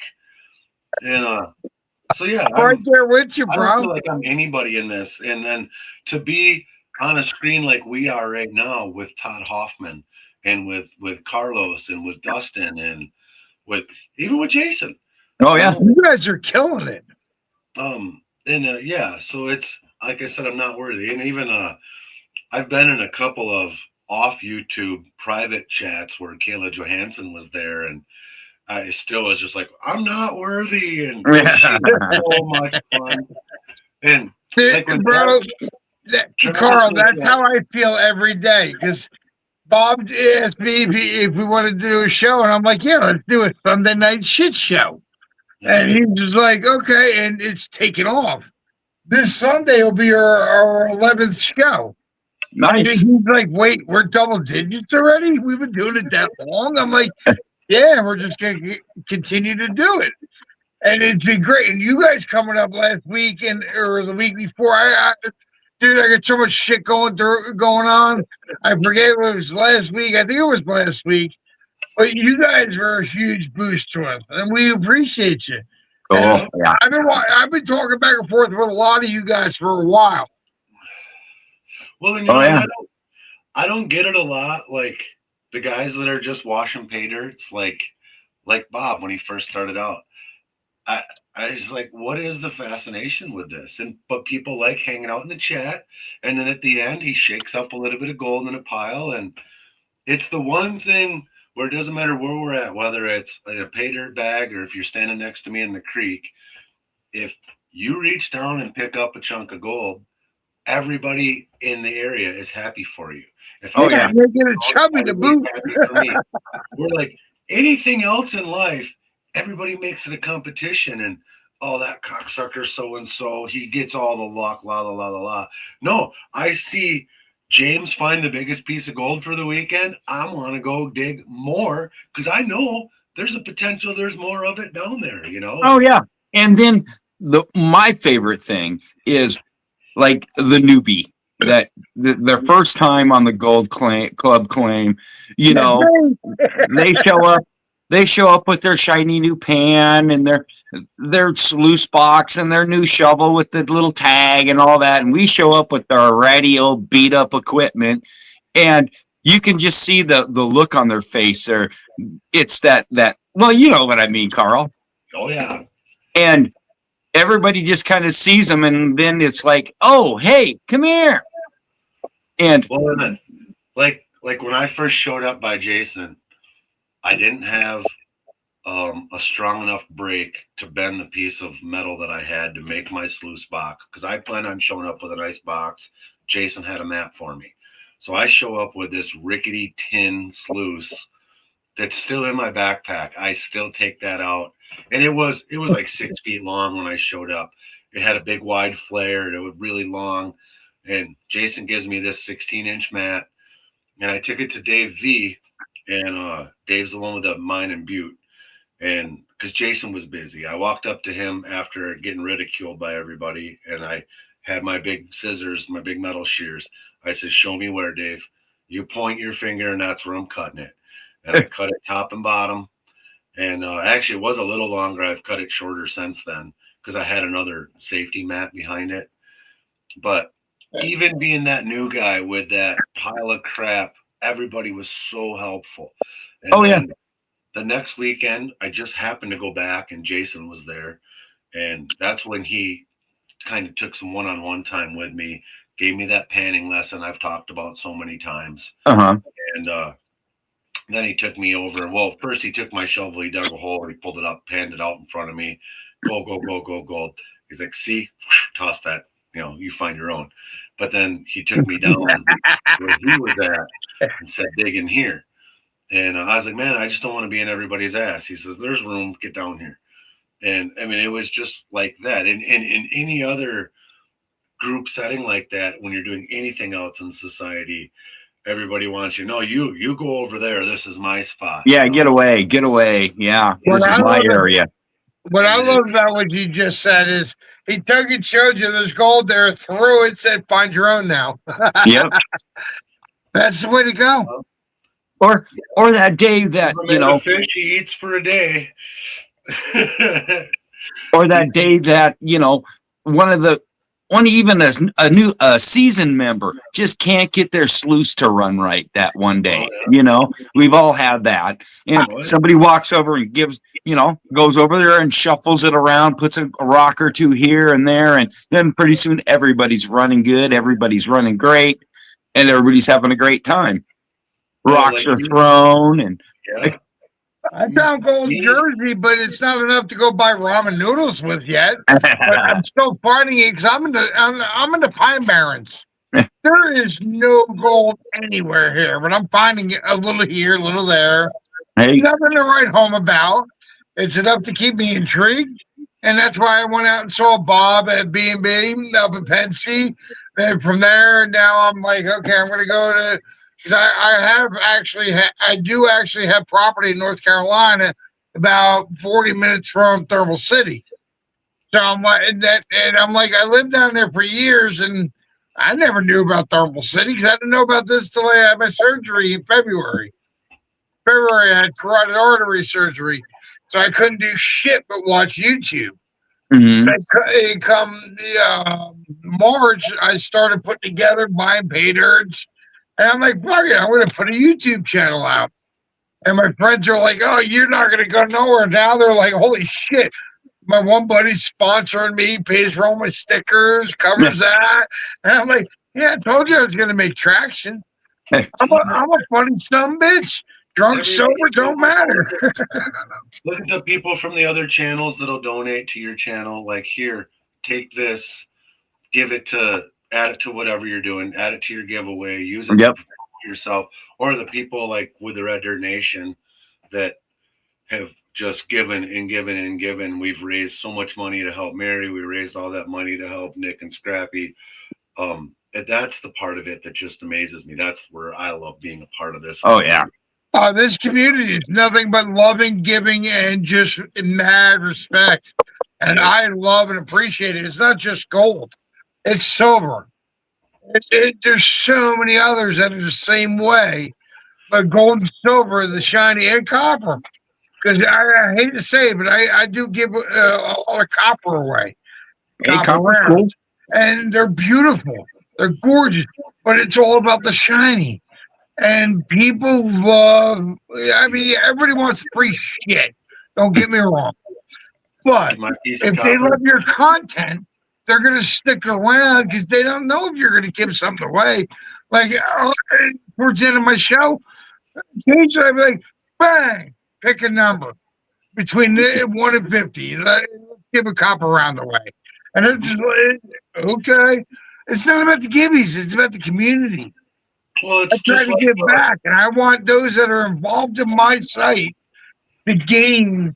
And I want you guys have helped us. We've helped you. I want everybody in our groups to gain, not lose. You know what I mean? Well, like I said, I just came from GP and Mama Birds where they were giving something away every 3 minutes, and they gave away a whole wheel full of prizes, and they actually were filling the wheel back up at first because they had stuff they forgot to put on it. It was amazing. And then when it was all said and done, and everybody but me won. Oh, that always happens, Carl. Come on But now. then out of the blue, Brewer's in the basement. He pops up, or not Brewer, Monkey's in the basement. He pops up. He says, "Do another hashtag," and they throw another one up, Monkey, and he sent a bunch of stuff out to somebody, and I mean, it's great. Me myself, I've been giving as much as I can, but I'm also adding to this pile right over here. Right, for your giveaway. For mine, yeah. And when I first started, really I was trying to do a little give here, a little give there, and a lot of channels. Excuse me. But now I know who follows me, and I follow. Now I went from just trying to make my name to giving it to those that I follow and follow me. You know what I mean? Oh, In yeah. the beginning, I was just trying to get my name out there and my channel out there. Dorothy, you're one of the best in the community too. You've been so good. Dorothy's awesome. Those Andy support. And yeah, I'll tell you what, Curtis, it keeps getting harder. When I had 100 subs, I watched everybody. I subbed them all back. If they put a video out, I watched it. When I had 250 subs, I did the best I could to keep that up. Now I hit 500, which actually I quit kind of looking because it's been going still, and I did hit 550 today. We're not going to talk about that. Thank you, everybody. But congrats. yeah, it's the snowball, right? But now I got 550 channels I'm trying to sub back to, and I'm trying to watch everything. And see, I learned a long time ago. I don't sub to every channel that subs to me. If I like their content, I'll sub to them. If they sub to me, I appreciate it, but I'm not into this and that and this and that. I'm not into everything that subs to me. If you sub to me, thank you. I appreciate you. I hope you stay a sub, but I'm not into what you do. I can't. Give them the sub, but click the notification bell for the ones you like, right? Oh, no, that's all done. It helps out. The ones I like, I leave the notification bell, the fucking comment, and I sub. The ones I don't, the ones I have no use for or no interest in, appreciate the sub, and that's that. It is what it is. If they leave a comment, they stuck to me. That's all that matters. Then on top of all of that, I'm watching Cletus and Greg Biffle and all of those guys. Well, I'm always watching NASCAR. I'm born and bred NASCAR nut. Well, do you watch Cletus McFarland and the Freedom Factory and all that? As much as I can, because there's too many gold channels and silver channels I gotta watch. But yeah, I absolutely just I'm amazed by Cletus and the learning about Greg Biffle. I mean, I knew who he was. He's a race car driver, right? He was a really good race car driver. But I used to work for NASCAR.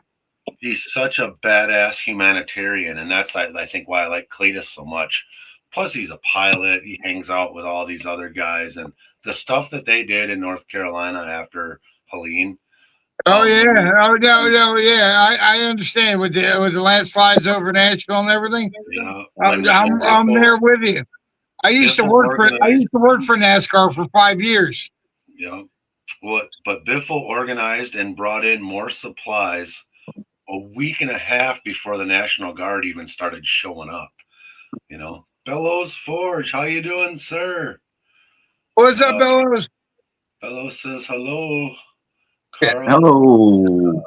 Now we're back in the day when I was working for NASCAR down in early to late 2000s, 2007 to 11. I used to go to this place called Minnie's on the Lake. Yeah. And Biffle would fly in, drive his chopper on the real estate property pad across the street. Cops would come, shut it down. He'd walk over and come have dinner. I've actually hung with a lot of them guys on the off time, not including the time I was there working with them. And It's insane. They're just normal people with a high-paying job. Good for them. I did on Biffle's his Biffles are great son bitch. his off-road challenge he just did out there in Glamis with that he had the Honda 200 three-wheeler. I had 5 of them growing up. He had the Kawasaki 200 three-wheeler. I actually had a couple of them too. They're the worst three-wheeler ever, but I had them. Oh yeah, I had the 250, but mine was bored and stroke, port and polished. We called it the death machine. If you had the good Kawasaki 250 that was matching the 250R, that was badass. But this was that 4-stroke one with the split differential rear end. So as soon as you got one wheel off the ground, it would spin and you'd fall back down again. No, That's what you guys remember Robbie Gordon? Yeah. Mm-hmm. Yeah, well, he destroyed my trailer one night in Talladega. It just coated it in mud because he's out playing with his toys and whatnot. And the next day, when the storm blew through, he came and had a whole crew clean my shit, paid for my site, even though I had six sites, paid for my whole tab there. And he was just like, I am so sorry to destroy your trailer. I'm like, dude, you want to hang out? He was, because down there, they never heard of pork roll. Now, I don't know where you're all from, but in Jersey, we got pork roll. And after that, every morning, 4 a.m., there's cops knocking at my door, not because I'm smoking with herb, because they wanted a pork roll. You got the white hots there in Jersey? What's that? You got the white hots? What's the white hots? It's a white hot dog? No. No, that's I'm from Rochester, New York. So we have white hots there, and it's not anything you ever hear of in Wisconsin. But I thought maybe you being in Jersey that it went that far, but no. Well, Martinsville has the red hot dog, which is fucking disgusting. Tastes good, but it looks disgusting. well, yeah, hot dog is supposed to be orange and bologna, basically. well, he's over by Joe, isn't he? Because you're in Jersey. I'm on the Jersey Shore. we have dropped down to just the 3 of us. What? What happened? Did we lose Dorothy? Are you still here? Well, yeah. I scared everybody away. I'm sorry, guys. Oh no. I'm not. Hey, whatever. It's building hours. Looks like you're froze, Carl, on my side. Yeah, you froze on mine too. What the hey? We can hear you, but we can't see you. Uh-oh. There he is. Yep, there you are. The ugly mug. What's the white? I don't even know, Dorothy, what's in a white hot. I've never seen a white hot dog. I've seen a pink one and a normal one. even like if you burn them black, they'll be bright white, black, bright white, black. You know what I'm saying? It's white. We never seen one. We just call those just like brats over here. No, it's not a brat. It's not a brat. No, I know what he's talking about. They're way far from a brat. But I've never seen a white hot dog. I've seen the red one, the pink one, the bologna one. What about cannolis? You got them there? The little rolled up pastry things? Fuck. We got the best cannolis over here. The last time I got a friend in Chicago that he actually married my my old bar manager, and he'd come up from Chicago every weekend. He's got property here not far from me, and he started bringing us cannolis, and he was my best friend because I was like, man, I haven't had a cannoli since I was in New York. And he would open the box up, and I was like, oh, for me, I try to take the whole box, you know. I was like, no, just take 1 or 2. And that was such a great treat. Where are you at, Carl? Wisconsin. Yeah. Yeah. Okay. I was going to say, I'll try to bring you some of the best cannolis in the world, but you're too far away from me right now. Okay. You can bring them over to me. They'll be rotten by the time I get them to you. You can bring them over to me then. Where are you at? Montana. I'm in Jersey, bro. That's a long fucking drive. And my truck's fucking broke right now. I'm driving a Hyundai, the car that sells itself. You guys, I'll be right back. I gotta pee real quick. Oh yeah. Go. Oh yeah. I went to go to work the other day. What was that? Last week, and thought my fuel driving down the road and thought my fuel pump went out, cracked a fuel line, and oh god, what a mess.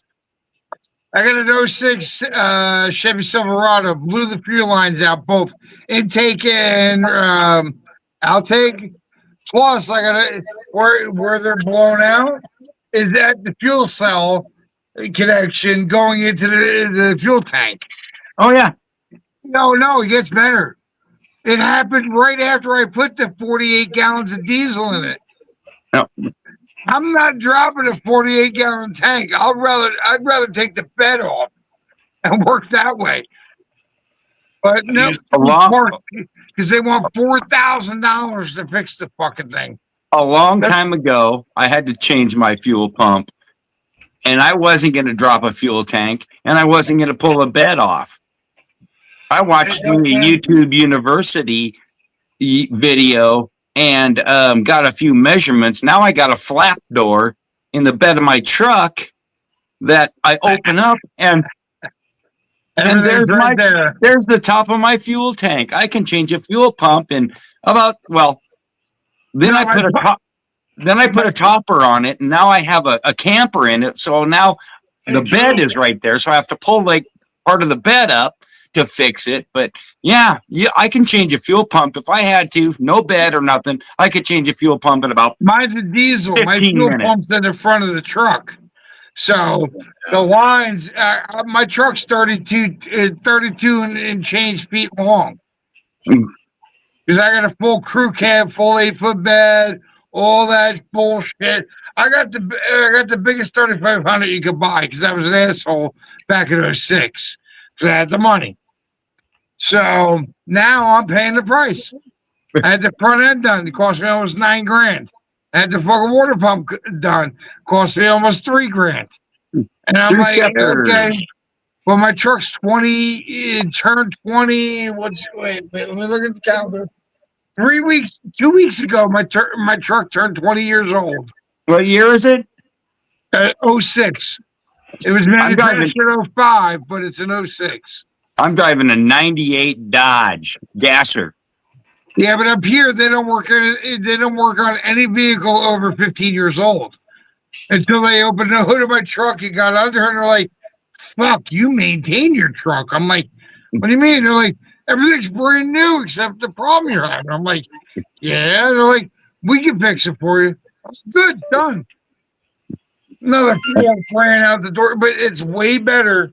I'd rather pay $4,000 to $5,000 a year on maintenance on my truck and upkeep than to pay $500 or $400 a month on a lease or a finance. Way cheaper.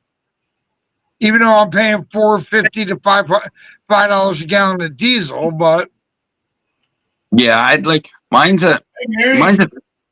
truck has a 360 in it, has over 240,000 miles on a gas motor. I'd like to put a dirty old 12 valve in it. I got a 6.6 turbo diesel. It's got 168,000 on it, and it's 20 years old. And it's been up and down the eastern seaboard. I can't even count how many times.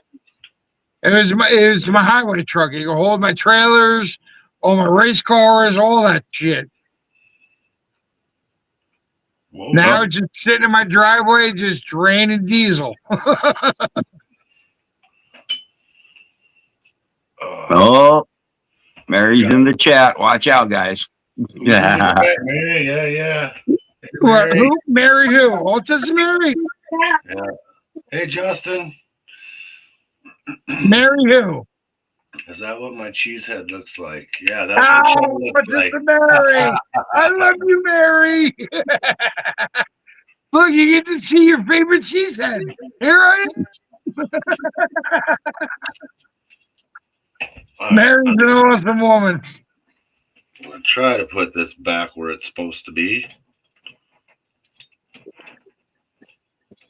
Can't Yeah, believe somebody said, we're punching said over her- an hour and a half, Carl. who said her name 3 times?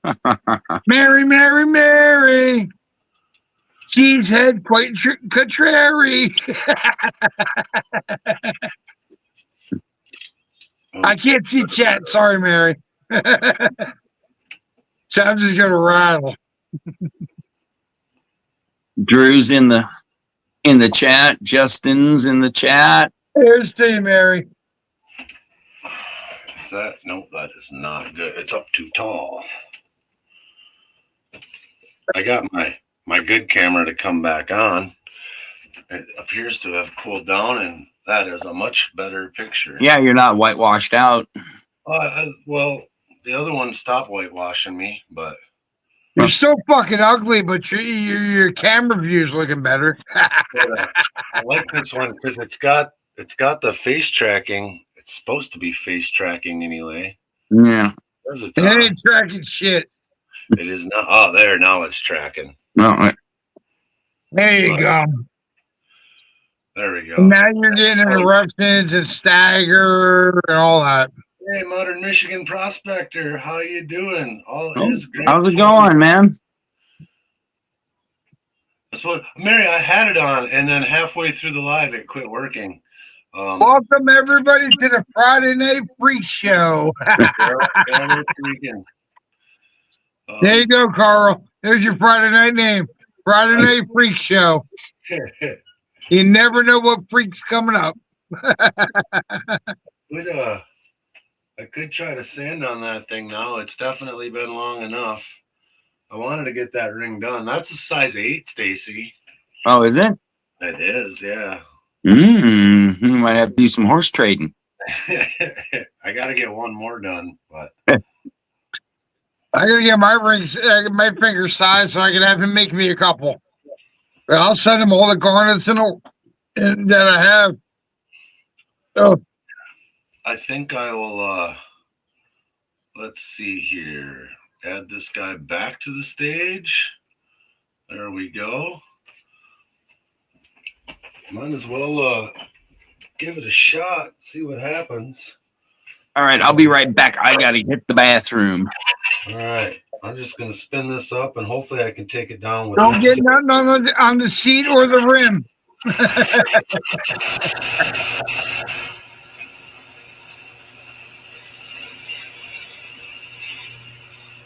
How's everybody doing tonight? Hope everybody's having a good time. If I missed your names because I can't see chat, I have no chat. Much love to you all. And my chat phone's in the house, so. What's up, Carl? Chat. Modern Michigan Prospectors from Battle Creek, Michigan. Isn't that where the cereal companies are at? I can barely hear you. Oh. I said, I don't even know which microphone I should be talking to. I'm also partially deaf, so. Kellogg's and Post, yeah. So Kellogg's and Post are making cereal in Battle Creek, Michigan. Make sure everybody that's here that's not sub to me is sub to Chasing Cheddar with Curtis. And we have a Sunday night shit show. It's a good time. These fuckers were on last week and they took over. You never know who's going to pop up and take over my show. James at the bar playing darts. Won't be that active in chat. James, how's it going? Dude, whatever. All right, Stacy? Are you winning? Are you beating people? What did I do? Link if anybody else wants to come up. I said Sunday night I have a shit show. It's the Sunday night shit show. You guys took over last week. You guys, Carl popped up. He was our guest, and you guys came over. It was a Red Dirt Nation takeover.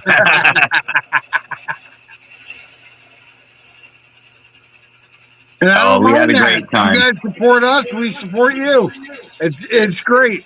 That's what this community does. Oh yeah, it was a great time.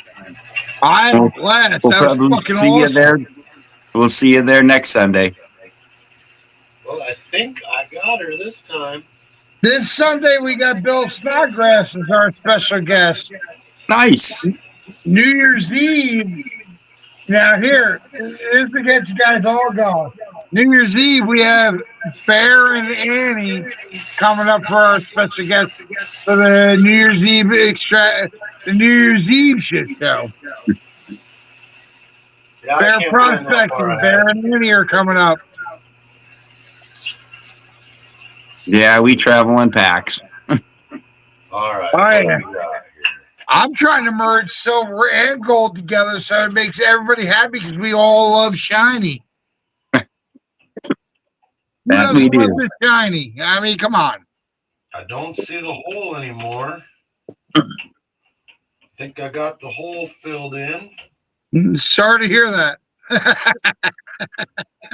Uh-huh. Oh, that's looking pretty decent, honestly. Nice. I'll go to 180. I can get a little bit better look at it then, and then see if I do any filling from here on out. I'll just fill it with glue. Right. But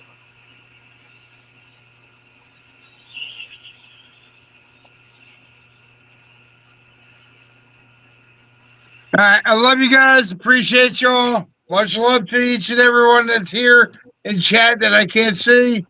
But I got to bounce. I can see the hole, Mary.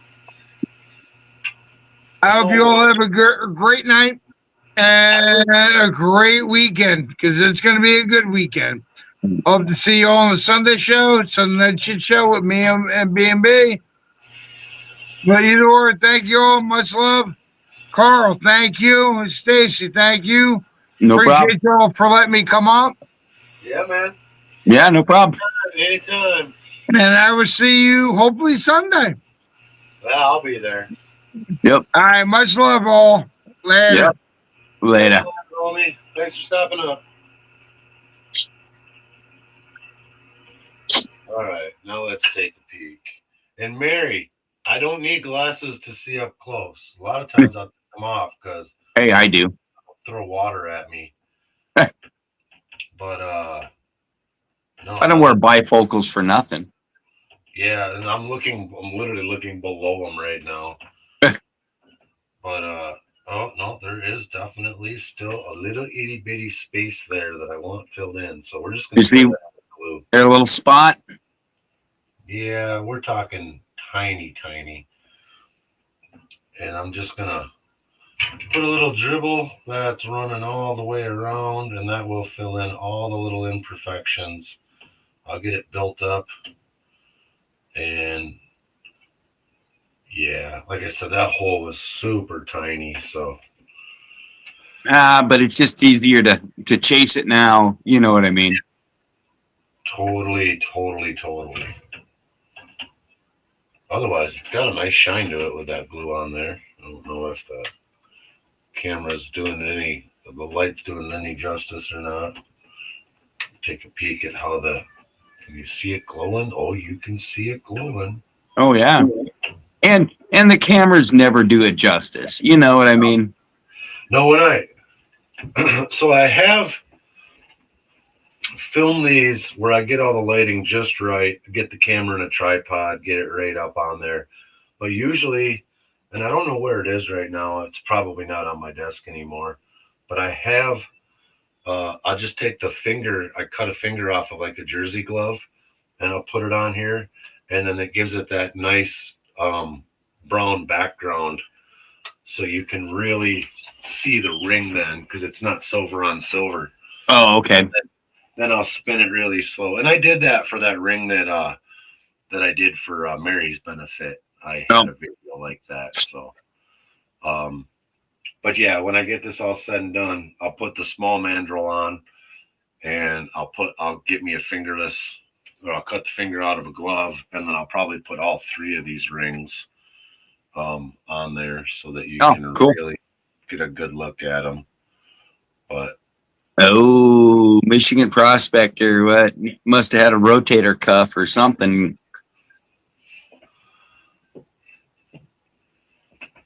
Yeah, I'm at the age where I took my glasses off to prove I didn't need them, and then I have to put them back on to read chat. Yeah. Michigan Prospector, where are we at here? Yeah, I just need him to see and Oh. sometimes reading calipers are just like, oh, you know. Yeah. Well, I'm glad that the operation went well. I'm sorry you're in a bit of pain. But yeah, glad I could help you have something else to think about. Like Dorothy said, prayers for fast healing. Heck yeah. Nothing worse than being laid up. Mary wants to know if you've been at the gravel pit from Raymond Road. I don't know if you can see the combined chat on screen, but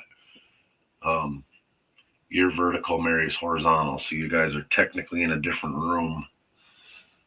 But what is there? They're gold in the YouTube puts these chats together. No,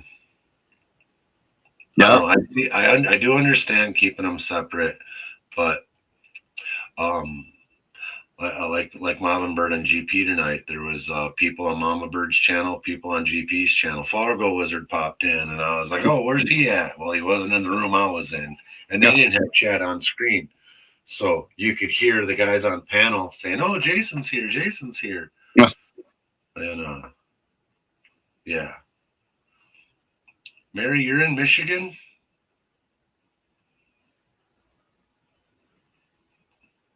I never really knew where Mary was from, although I do have your address somewhere here behind this screen. I've got everybody that's ever sent me anything, I've got their address. So they had 4 chats going, Justin. See, man. I could see a couple of the channels with my Carl Madley account, but for whatever reason, I couldn't see all of them with the Red Dirt Nation account. Oh, well, that last one, when we had, or the benefit or whatever, when we had 10 chats going, that was insane. It was too much. That was way too much. And that's why we just decided enough's enough. We're going to just do one, because it just got crazy and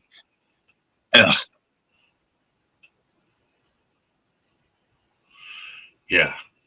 And multiple channels isn't the end of the world. And we've had a lot of conversations on how they were good, but yeah, there's definitely everybody likes to be in the same room. Guess, Mary, I did know that. I did know you were from Battle Creek.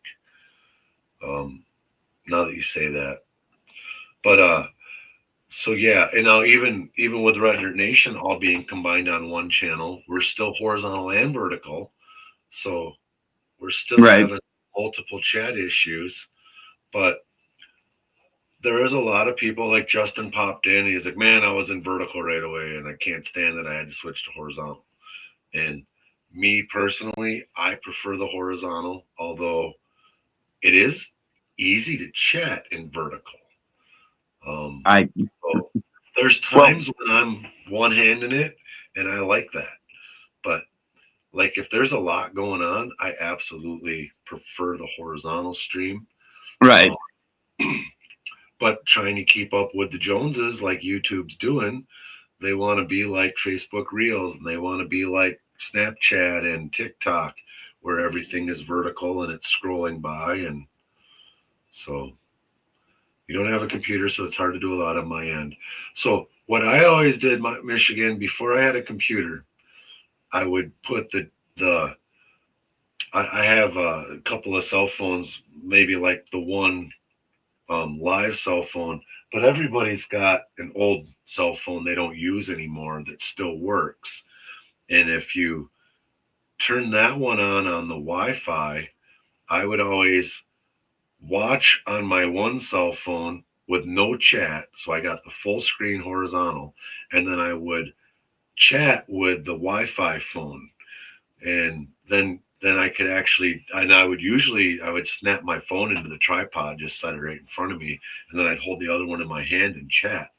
And that's a great little, and even I've told Lucas, the Glacier Gold Hunter, this: when you're live in the creek, if you're live on YouTube on your phone, if someone comments, it pops up on your phone quick and then it disappears.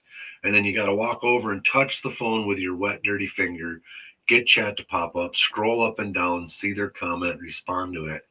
And I told him, I was like, just keep an extra phone. Turn the hotspot on your phone and hotspot the dead phone, so to speak.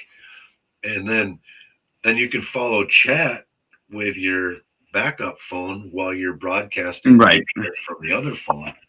And I think he's tried that once, but yeah.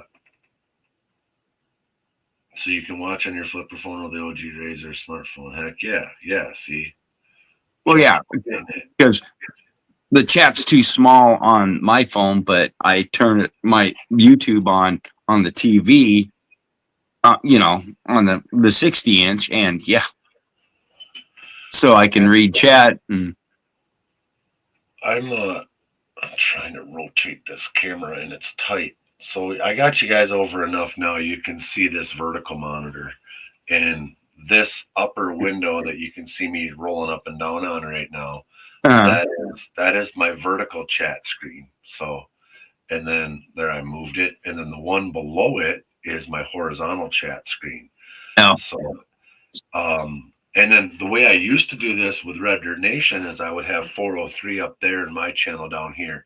And then every once in a while on this monitor over here, I would have like Reg and Nick, so I could see all four chats. That was great until, well, when Perry started doing shows with us again, then there was a fifth window, and then YouTube doubled it, so now there's 10. And if you shrink these down, then I only get like 3 lines of chat. Although I do have these zoomed up pretty big right now. But still, it just became just way too much. Yeah. And that's why it was just like, no, we got to do one and one only. You know what I mean? Modern Michigan Prospector, how many subs do you have? You need 50 to go live. Yep. Oh, yeah. 66. So boy, do we know that. We've lived through 2 purges and oh God. You've got 66 subs, so you should be able to go live. Make sure YouTube's got your phone number. Go through all the verification stuff on there and give them all the info. And then whatever restriction. For us, we had all of that other stuff done. I even did the verification. YouTube will make you turn your phone on and it'll have you look right at your screen. Then it tells you to look your head this way. And then it tells you to look back and then look your head this way. And it's about a 20-second video. And then a couple hours later, it'll be like, okay, we watched your video. It's really a human. Yeah. So, oh my God. It looks fuzzy. You're a little fuzzy or a little pixelated, but I do see that. Part of it is I'm broadcasting from my cell phone because I ran my Starlink out of data again. And part of it is I'm broadcasting from my phone and charging it. So I have it laying down in the window. So let me pull it from the charger and stand it up. That might just clean me up all by itself. The other thing, you're froze a little bit. Did I freeze? Yep. My computer or my phone was thinking. The other thing that it could be is that, it does show me frozen right up. Back. Did I start moving again now? It froze when I touched my phone. But, there you went away and came back. And it is not clean. Oh, it's getting a little cleaner. Oh, yeah. Yeah. But the biggest problem I'm sure that it is that I haven't shut my computer down in 3 days. Oh, yeah. And, it was always like if I walk away, it would just shut itself down. I'd always have to start it. And the last few days when I came in here, it was up and running. So I think I probably am going to have to reboot my computer to get that to go away. But just deal with me being fuzzy. I wonder if I switch cameras if that'll help. Oh, good, man. But Mine, I'm 10 foot away from 10 or 12 feet away from the router. So it's like, you know, Yeah. Boy, not only that, and my YouTube is way, way behind. Oh boy, that's fuzzy. Yeah. I could stop watching the YouTube. That would probably help a little bit too. Modern Michigan you might want to get a ring from you for a giveaway. Okay. You might have a chance to win a ring because once that one's done, there's 2 or 3 other prize packs that I need. Well, I need to consolidate my pay dirts. I need to consolidate my gem giveaway, and then I've got to finish polishing like 6 rocks, and I will have all of my stuff. I got my pickers on stickers. You can see the 2 gold pickers on there. Put it upside Nice. down, and then I've got these keychain sluices that I'm giving away. These are made by Marty. This one's actually got fake gold printed on it, and I'm going to throw some other stuff in with these. Um, and then I've got this keychain sluice that's got pickers glued to it. So it'll be choice of one of the rings. So right now I have 3 rings, 2 size 11, 1 size 8. Once I get this guy done, and boy, it's thinking about being ready to work on. And Quick thing. Dorothy, yes, you should have your package Monday, according to my USPS. You can take a picture. Well, no, it ain't gonna go clear. no. But well, maybe that one. But yeah, that's all the packages I sent out.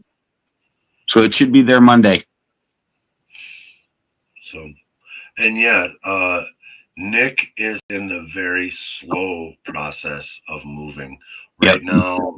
Right now, him and the kids are in Montana. His wife is in New Mexico. She has started her new job and house hunting, all of the things involved with moving. And Nick is still working. He gets up in the morning, gets his kids to school, goes to work, gets home to get the kids done with school, and he's doing all the Mr. Mom stuff. Big major life changes and more stress. And then his boss is freaking out because he knows he's going to lose his best worker. And yeah, do I sell pay dirt? I have, but I don't right now have any. Usually, if I do pay dirt, I do it with the duck races, or I do it with the giveaways. And my biggest thing is right now, and I showed this the other day, I've got, I don't know, maybe 3 grams of gold total to my name. And a lot of that's going in my giveaway bags. So I don't really want to give all my gold away or sell all my gold. If I did, I would just have to turn around and buy it back. So Right. I do have, I don't call it pay dirt. I call it just dirt that's come from Butterfly Mine. It's kind of, you get what it's a pound. It's kind of get what you get and don't throw a fit. It's right out of the ground. yeah. And kick them out, ship to your door for like $20. Gold Bay pay dirt is definitely one of the next ones I will be buying. We interviewed Dave with the Nation. Yep. I'm in his Conmingo chat, although that's a whole nother world of gold miners to try to keep up with. Oh yeah, that's lost touch with the Circle Flower Gold Wizard app. I try to pop in, and there's just these are both Conmingo and Circle have gotten so big. There's so many things going on. It's hard to keep track. So I usually pop in. I find 3 or 4 things. I jump in the comments, say hi, at least establish some presence in the group. Yeah. But I'm a little upset with the Conmingo. I asked anybody in there about Lucas going out to Phoenix. Like, hey, Glacial Gold Hunter is going to be in Phoenix. He's looking for some people to hook up with, places he can go make content, someone to show him around. Not one comment. Really? That Wow. was really weird. Like anywhere else, everybody, I could have been like, hey, I'm so and so, I'm looking for a place to go. And they're like, yeah, get a hold of me, get a hold of me, get a hold of me. Right. Like, you guys, get a hold of us. And so I thought it was really weird that nobody in the whole Comingo Gold Bay app said any comment on that. But Wow. I'll ask again too when I can be more active in the group. The other thing with Conmingo was they turned me on to Whatnot, which, guys, if you don't have a lot of money to spend on gold, don't play with Whatnot, because it's oh jeez, it is so easy. There's so much stuff, and you just swipe, swipe, swipe, swipe, swipe. Maybe you're the high bidder, maybe you're not, maybe you win, maybe you don't. Yeah. I won 3 pickers, and I was on the app for like an hour, and I bought 3 different pieces of gold. It's so fun. It's so cool, but I could see it being as addictive as crack cocaine. Like, um, but yeah, and I do hear what you're saying about the chats get buried, and yeah, the other thing too is I'm middle of the afternoon in Wisconsin posting, and Comingo really comes alive 8 o'clock my time. And then they run till midnight, 2 in the morning, because it's California time. So Whatnot, you need to wait till you see silver hitting undercurrent spot. So I remember when silver was $8 an ounce.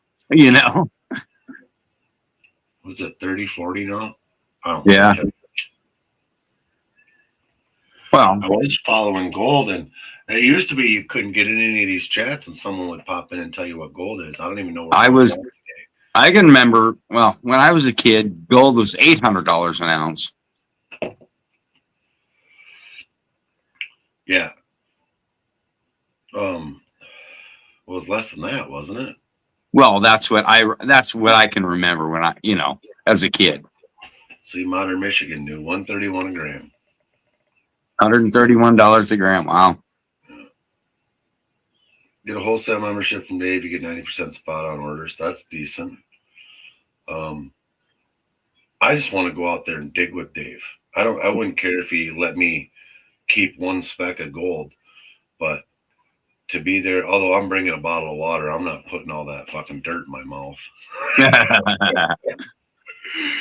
But yeah, when he's on it, like the other day, he's like, man, I just dug for 4 days in a row and I didn't find shit. I could imagine being as high as he was the week earlier, and then he got back into that vein again in these last couple of videos I watched. Wow. And, That's gold mining. You got the highs, the extreme highs and the extreme lows and everything else in between. it basically it sounded like he just kind of stepped back and looked at the vein. He's like, well, I'm trying to chase it this way and lost it, so I went and chased it down this way, and boom, here I'm in it again. Found it again. Yeah.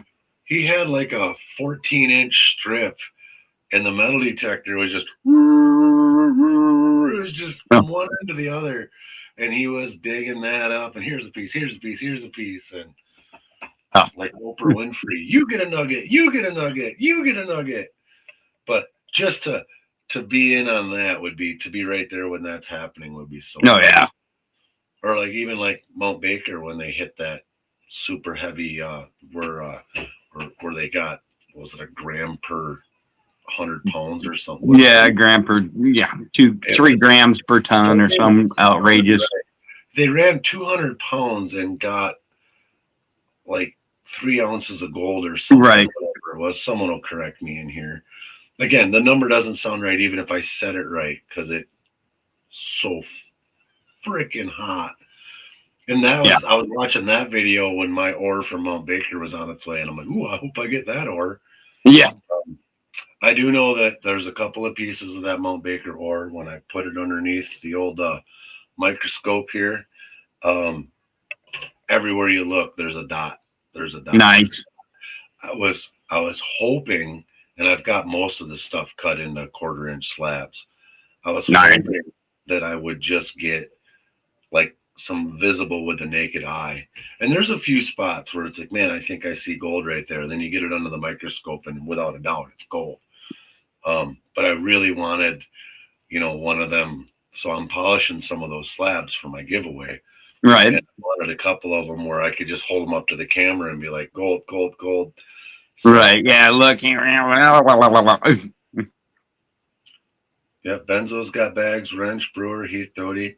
Jason's got pay dirt bags. Culver. I think Culver's. Culver. I don't know. I think Culver might have been sold out at last I checked. But check with Culver. Culver's always got some good stuff. Vendetta. Shit. Every once in a while, John Wrench, when he's selling pay dirt. Yep. Wrench will take a while to get you your dirt, but it's good dirt. Be patient. Just be, because the longer it sits there, the more gold he adds to it. Yeah, just be patient with Wrench. Yeah. Yeah. He makes them at what they're supposed to do or supposed to be, and then the longer it sits on his desk, he just keeps sprinkling the bags. Yep.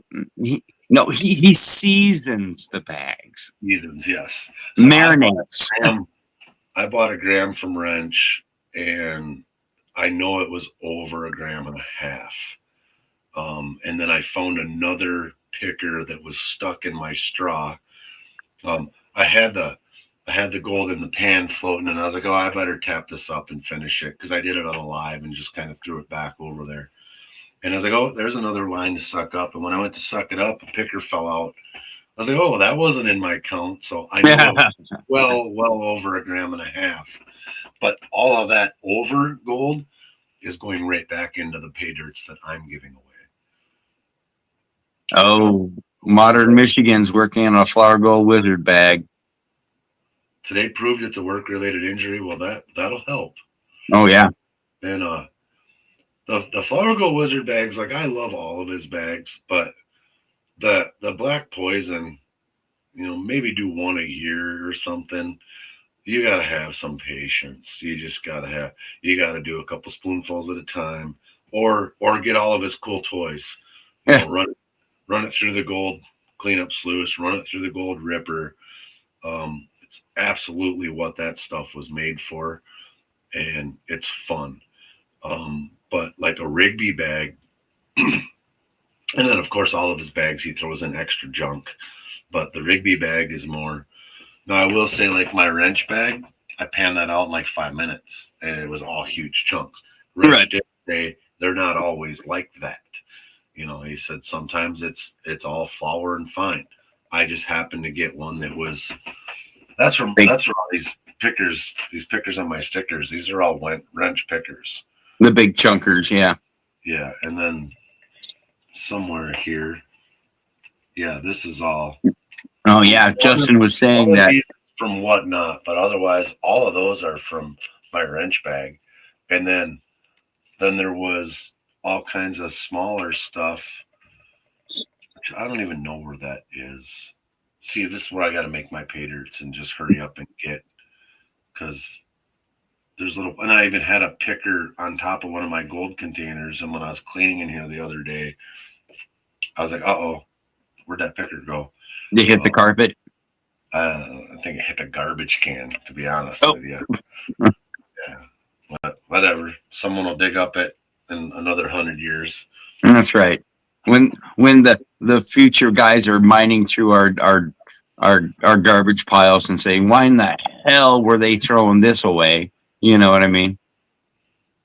The Wrench bag, good question. I could tell you exactly, but I'd have to touch my phone again.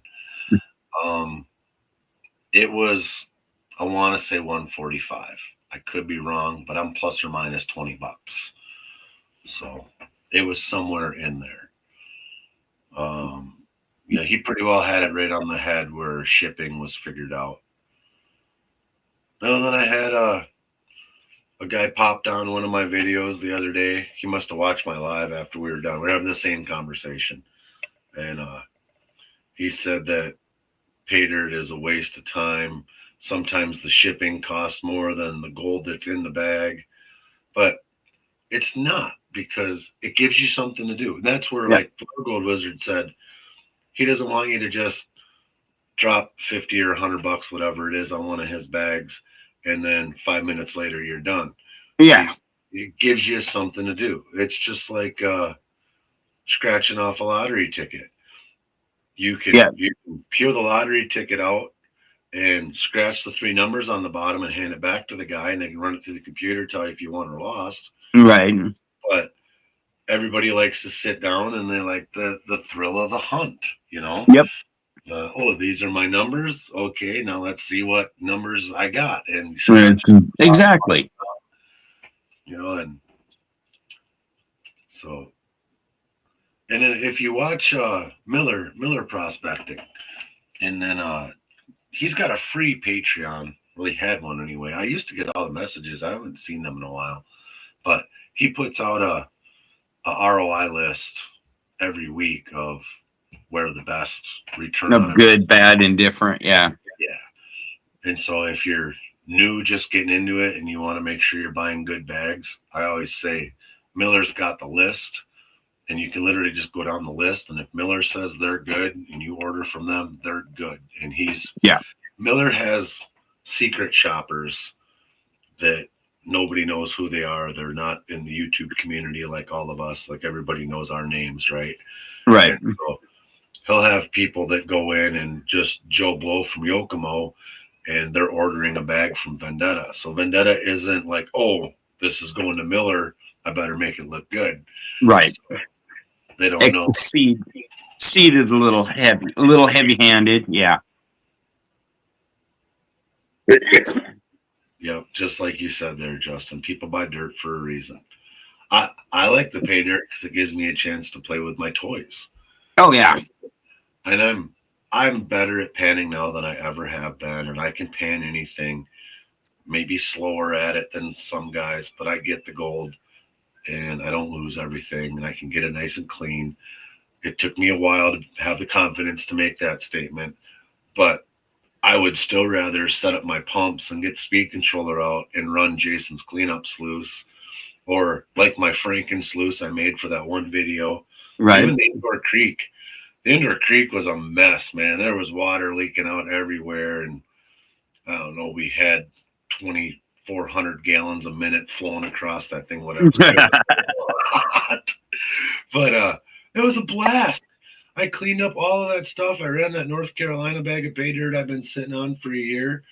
It was all said and done. I had a pile of gold, and that was all just sitting in totes in my garage for the last year. And then after that, they're like, oh, you're going to run your tailings? I was like, no, I'm absolutely not running my tailings. I'm dumping that shit in the driveway. I've sat on it. I've ran it all 2-3 times. A lot of it was when I first started. And when I first started, I had no confidence that I was getting all of the gold. And now it's like, I'm either getting it or I'm not getting it, but I'm not sitting on these bags of pay dirt or like I cleaned up the 10 buckets of gravel I just took down to my basement because we were literally saving every little bucket of gravel to pick. Yeah, and plus, pay dirt gives you something to do during the winter, because like right now, I don't know how much snow you got on the ground, Carl, but we got about 3 inches now down here in the valley. I got you beat. And so we can't get up into up into any mines or that kind of stuff.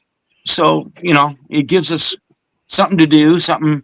If you hadn't stored up some pay dirt, over the summer, grabbed a 5-gallon bucket here or a sack here to save up, you'd be just sitting there going, man, I wish I had something to do.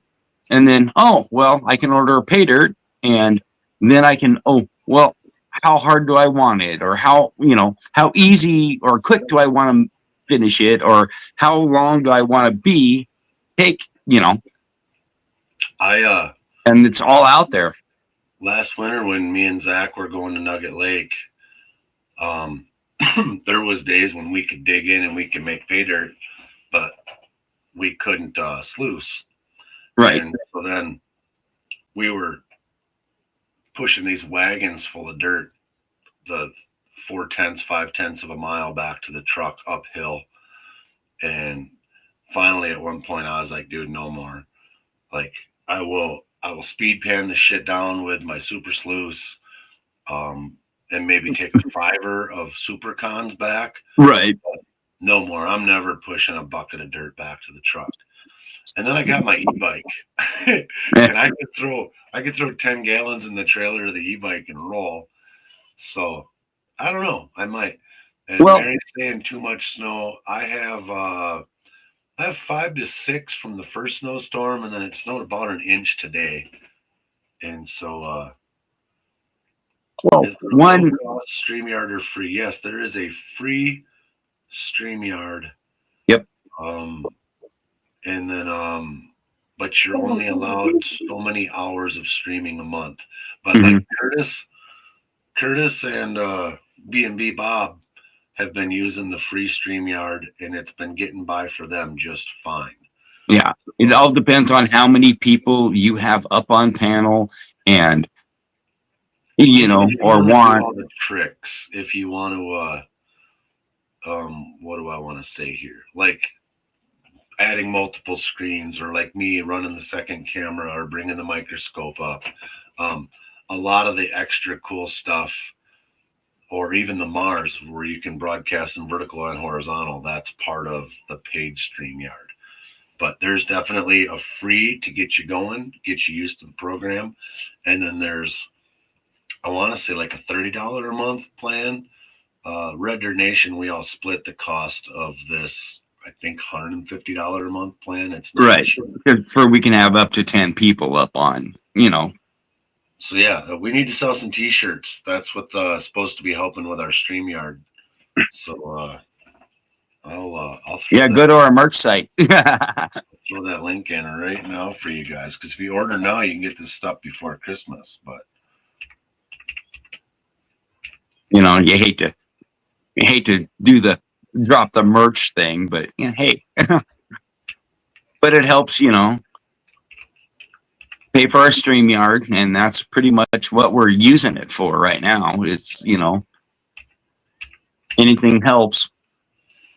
yeah, if we can get some more shirts sold, we've had a couple pop off, and all of our shirts are in there. You can get my shirt, Stacy's shirt, Nick's shirt, Travis's shirt. I need to keep adding more. And if someone said, "Hey, I want a Stacy hoodie," just hit me up. I'll make the Stacy hoodie and put it in there. I've been slacking. I do have all of our logos figured out now. That was the biggest thing, was getting everybody's logos. Adding merch with the logo on it is the easy part. But yeah, my thing is for the main Red Dirt channel, we're discussing the benefits of Patreon or possibly Circle. And right now we're working on just focusing on other things before we do the Patreon. yeah, we just finally got our StreamYards, or not really StreamYard. Well, I guess, well, our channel up and going. It was a cluster and a half and a scramble. When Red Dirt Nation YouTube channel, when it hits the 1,000 subscribers and the 4,000 hours of watch time, I'm sure by then we'll have some sort of a Patreon. And then we're going to start doing some give backs. Oh yeah, definitely. Right now, pretty much everything that Red Dirt Nation takes in, where they're using to keep the channel going, we're going to lower what we're footing out of our own pocket. Oh yeah. And then we've agreed that anything above that right away would go towards some of these benefits, whether it's buying stuff for giveaways for duck races, or for just like the straight out auctions that we do. So, oh yeah. And then, you know, that would help us, you know, too, on top of, you know, trying to scramble to set up a benefit, and then scramble and hit everybody else up for, you know, donations and this kind of stuff, we can, bank that and then, get, let's say, bigger bags and this kind of stuff for, benefits and giveaways. And Yeah. yes, you're right. It was a cluster Monday, but we did come back from 2 purges in 24 hours. We had our 77 subscribers. Then it dropped down to what, Carl? What, 40 something? 44, and then I saw it go as low as 43. I got it up to 45, and then it refreshed and was at 39. And then we got purged again, and we were still able to hit the 50. Yeah. With a lot of scrambling, and we did have, the backup plan with Travis's. Yeah, it was kind of a cluster, but it was our first one, and we got purged twice. But so we got it done.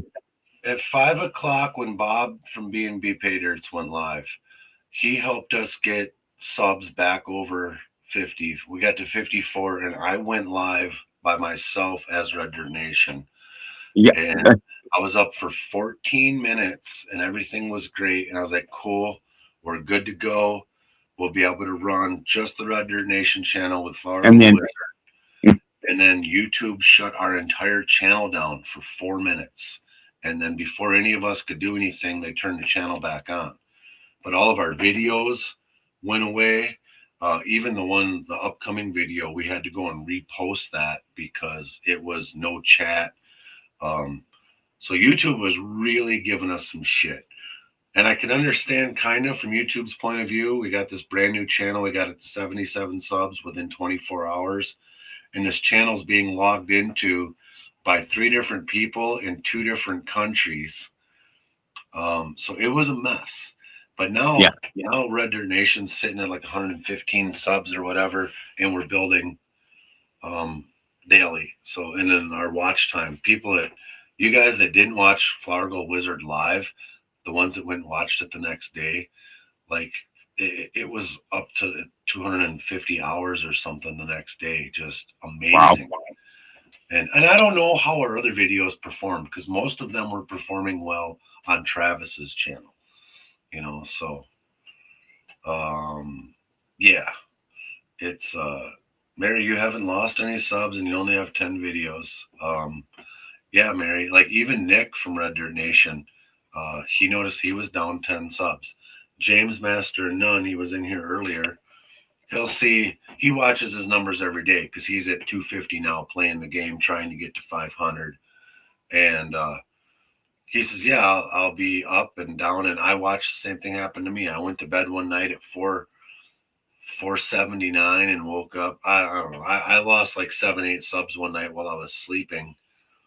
And 7-8 subs when you've got hundreds isn't a big deal, but to be when you're at 77, they took a third of our subscribers and just unsubscribed them. Oh yeah. Like, well, yeah. Well, when that whole mess was going, when we were all, scrambling in the group chat, I jumped up and was talked with Bob, texted him at break and said, hey, are you a subscriber? Hey, check and see what's going on, to make sure you're still a subscriber. And he's like, why? What happened? I told him, and he's like, I'm going live in about 10 minutes. Hold on. So Mary asked if Stacy had a logo, and there it is, Mary. I'm going to try to make that a little bit bigger because I know your eyes don't work so well. Bottom. So there is the big yellow one. We got Reg, Stacy. Travis has got a sweatshirt because I made that right away. There's a Red Dirt Nation sweatshirt, the Carl Madley t-shirt, Lone Horse Mining t-shirt, and Prospecting 406 t-shirt. We even have a black glossy coffee mug. So this is the products that we're offering now, and then there's our Red Dirt Nation hoodie and our Red Dirt Nation t-shirt.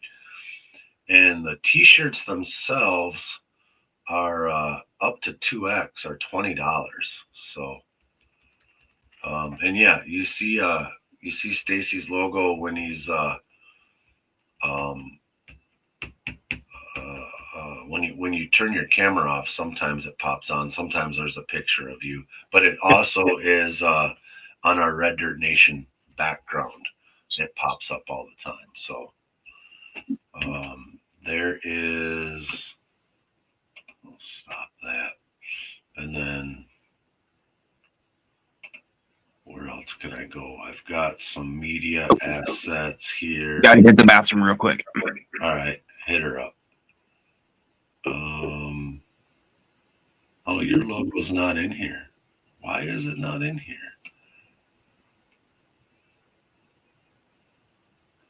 That's weird. Maybe because we're not in. Yeah, that's really weird.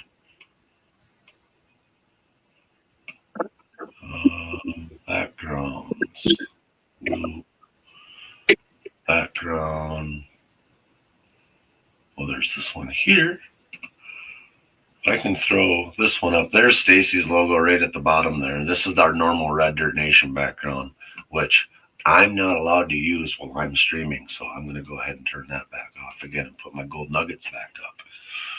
So I can use that when I'm streaming as Red Dirt Nation, but I'm not Red Dirt Nation tonight. But I threw it on just so you can see what it looks like.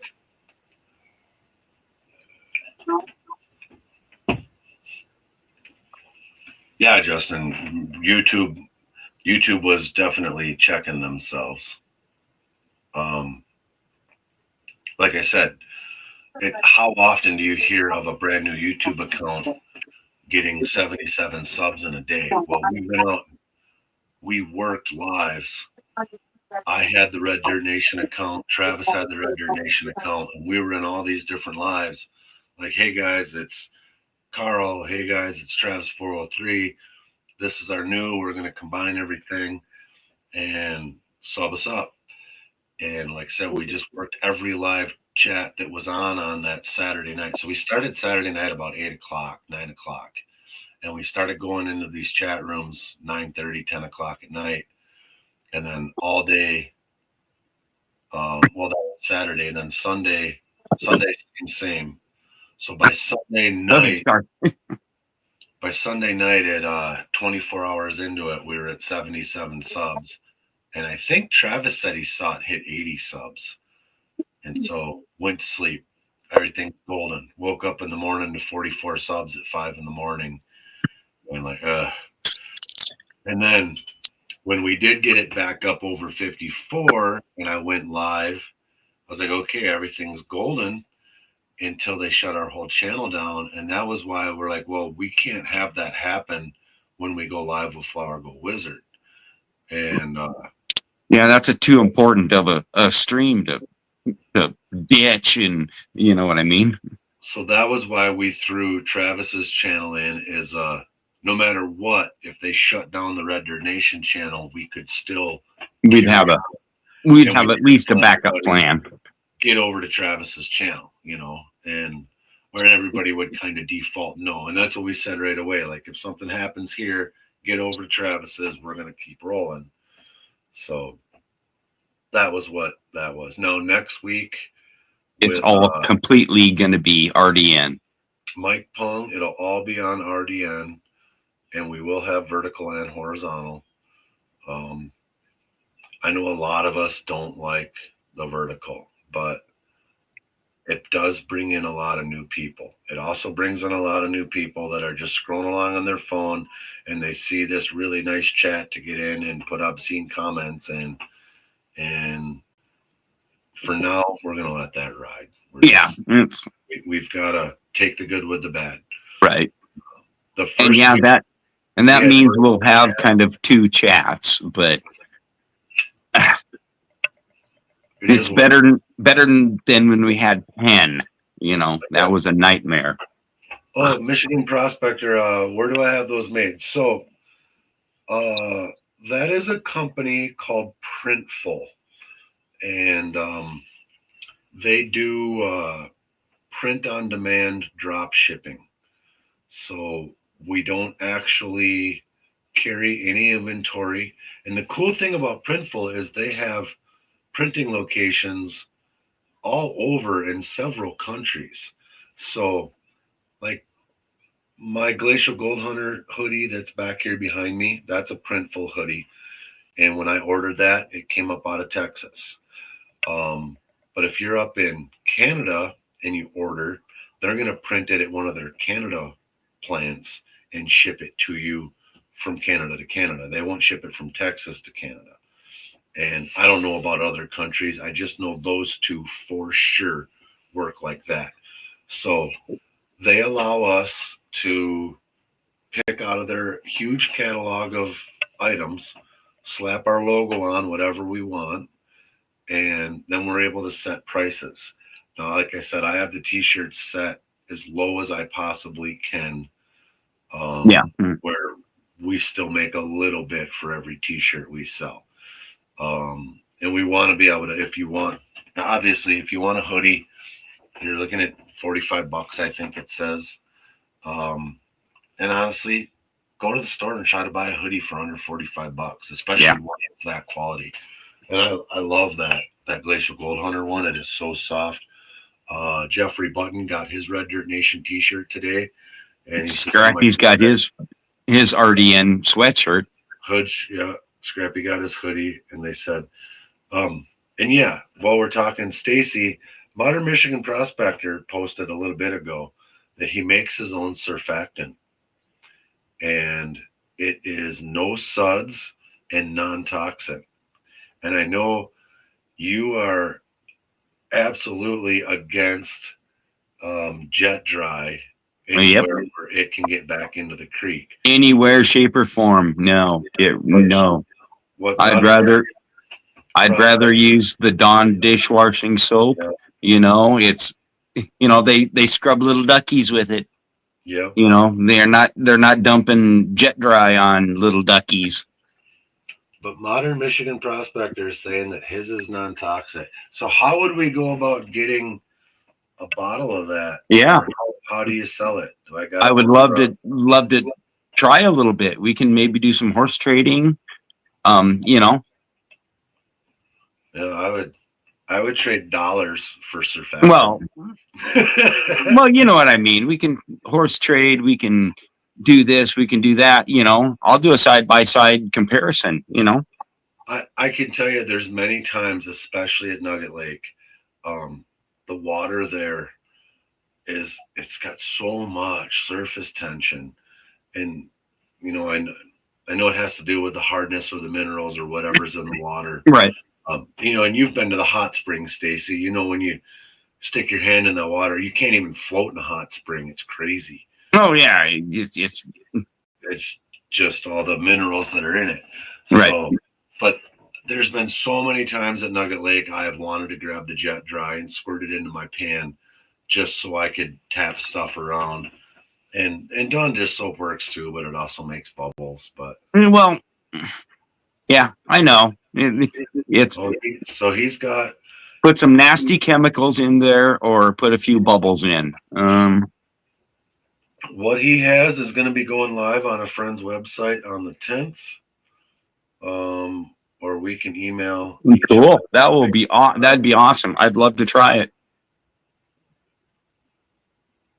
If it works good. Well, the other thing too is Dawn and Rock Butcher will back me up on this.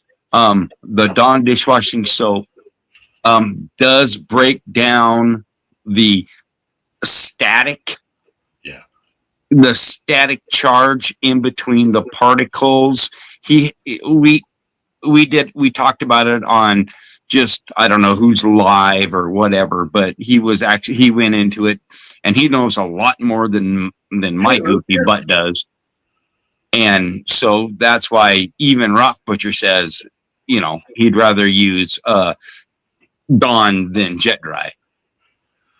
Lucas, we're just up here talking shit. Glacial Gold Hunter in here? In the chat, yeah. Hey, buddy. yours must You're have been still on the hook. Yeah.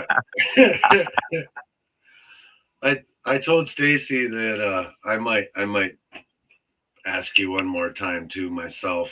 We don't want to upset you either, but you know we We don't really want to twist your arm too hard. Just that, everybody just here enough. Everybody here, I'll tell you how bad we want to do an interview with you, just as good as the one we had with Jason.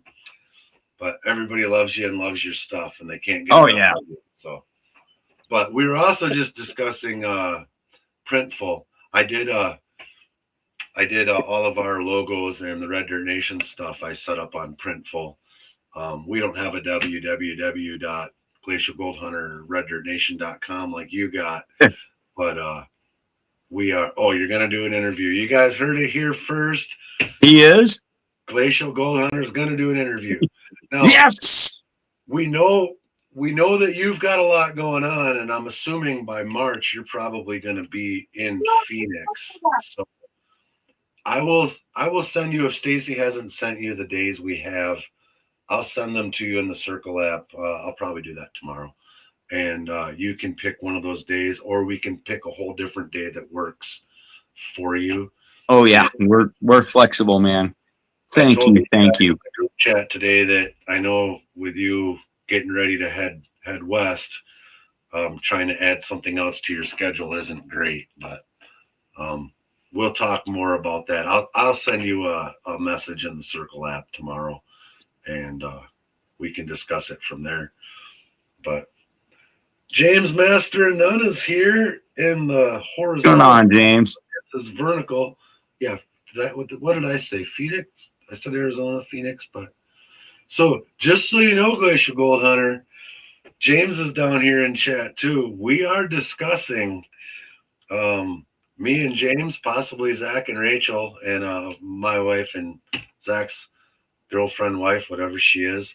We're talking about renting a big Ford Transit van around the time you'd be in Phoenix and coming out to maybe hook up with you for the day or for a day and checking out the area out there. And it'll be winter. We'll be sick of Wisconsin. We're going to want to go somewhere warm. And we're thinking about coming and crashing your party. So, and Nick will be down that direction too. Just talking. Yeah, Nick's going to be in New Mexico. So yeah, we figure anywhere we can go to have a good time and look for rocks and gems. And if we could work it out where we could hang out with you for a day out there and make a day of it, that would be great. But yeah, that would be fun. I'll have to find some spots. We were actually talking earlier, not very long ago, how I asked about Comingo, the guys that are out west, like, hey, Lucas Glacial Gold Hunter's heading that way.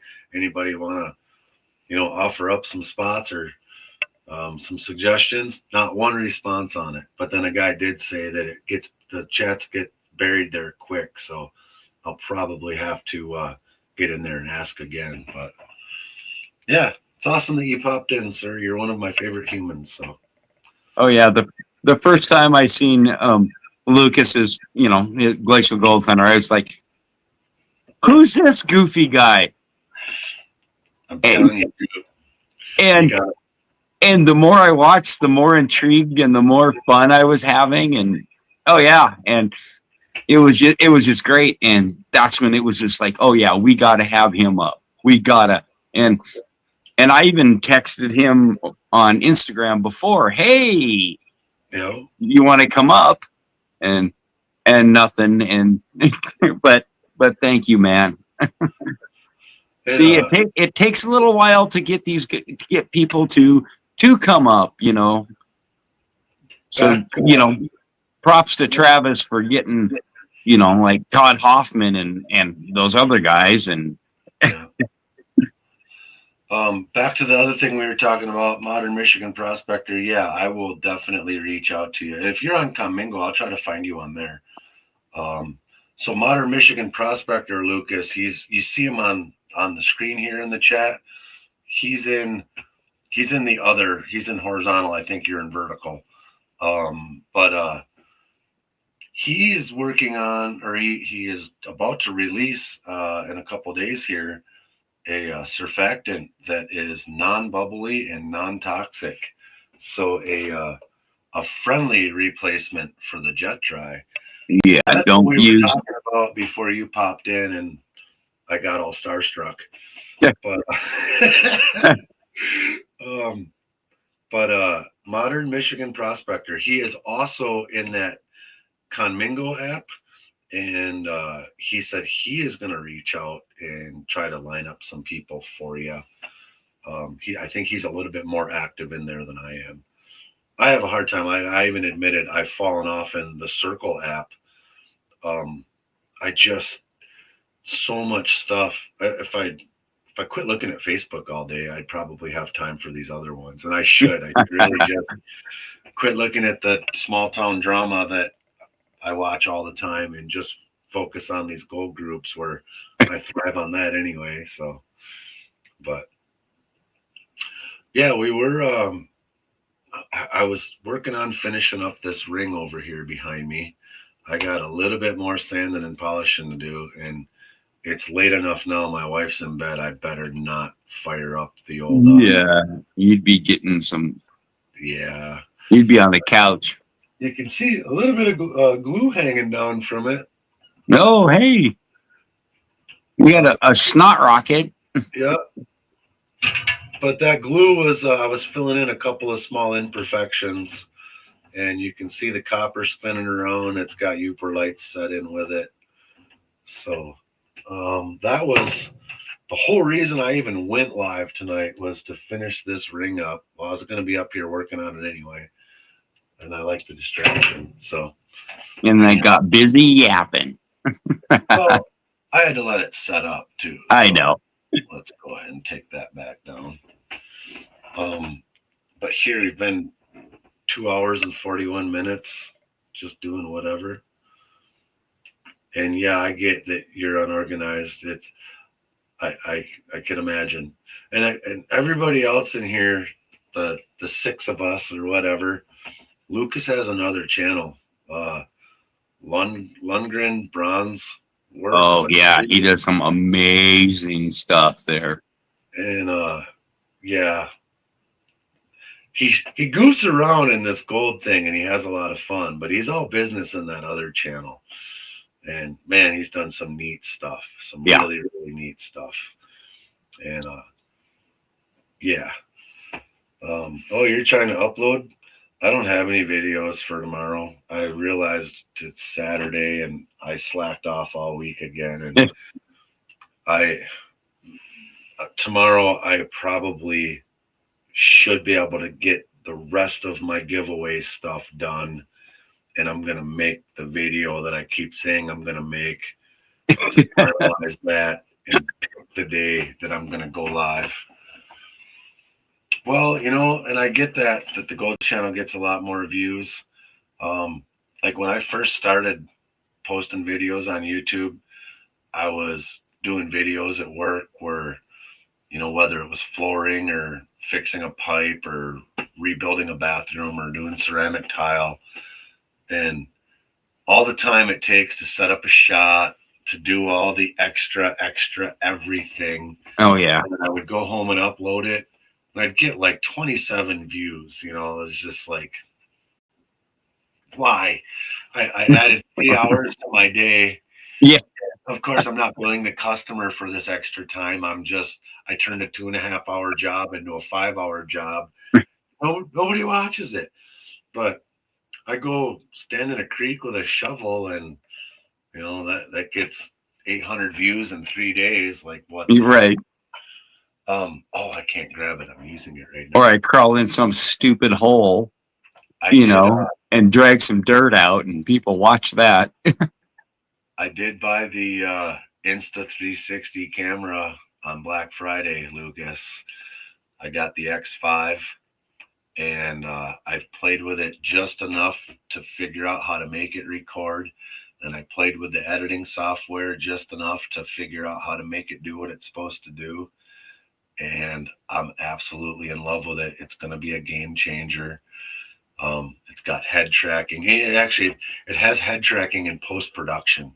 So like I set it on a tripod in the yard and I walked around 360 degrees while I was talking. And then in the editing software, I circled my head and it followed me everywhere I went and then re-recorded that. The Insta360 X5.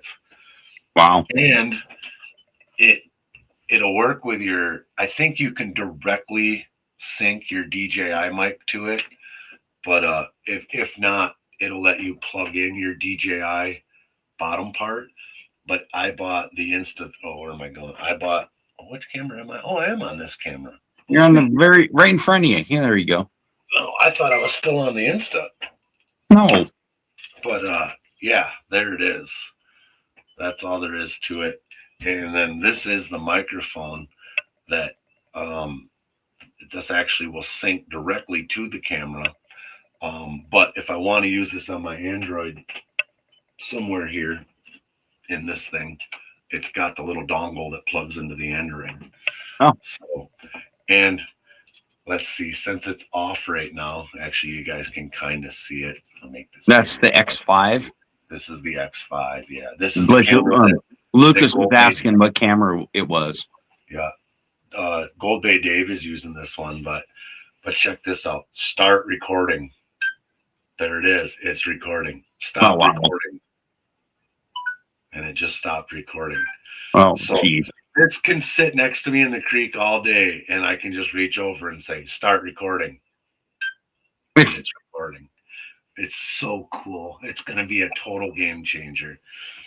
So stop recording. What's the price on that one? I don't want to admit it.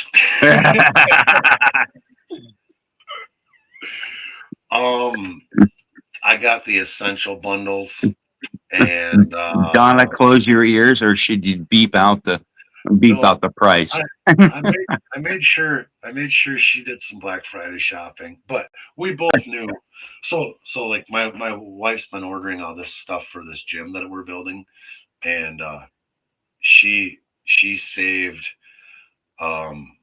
hundreds of dollars ordering this gym on Amazon, and then she just added more equipment to it and saved again hundreds of dollars on Black Friday sale. So she knew when I jumped on this on Black Friday, and I saved quite a bit.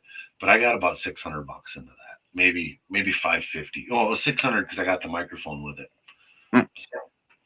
So, but it shoots in 8K. It shoots in 6K. It shoots in 4K. It'll shoot in 1080. Microphone is integrated, and so like this doesn't look like much, but it's got the little surround with the fuzzy thing. There's a magnetic back. There's a magnetic back with a clip that you can clip on. There's a magnetic back that I can throw behind my shirt and just stick it. And I was worried because, it's not waterproof. And right. I want to bump it in the creek and have it fall. All of a sudden it goes. I think you would tear a chunk of your shirt out before it breaks it off the magnet. Oh, it is unbelievably strong. So I was super happy with all of that. Yeah, like this is the little magnet back part. And it's good because you can't put it on backwards. It fights you. Oh, yeah. Flip that thing around, it just grabs right a hold. And then, yeah, you can't. You gotta slide it to get it off. So. Oh, nice. Yeah, and there it is. So like, oh, I did knock it off.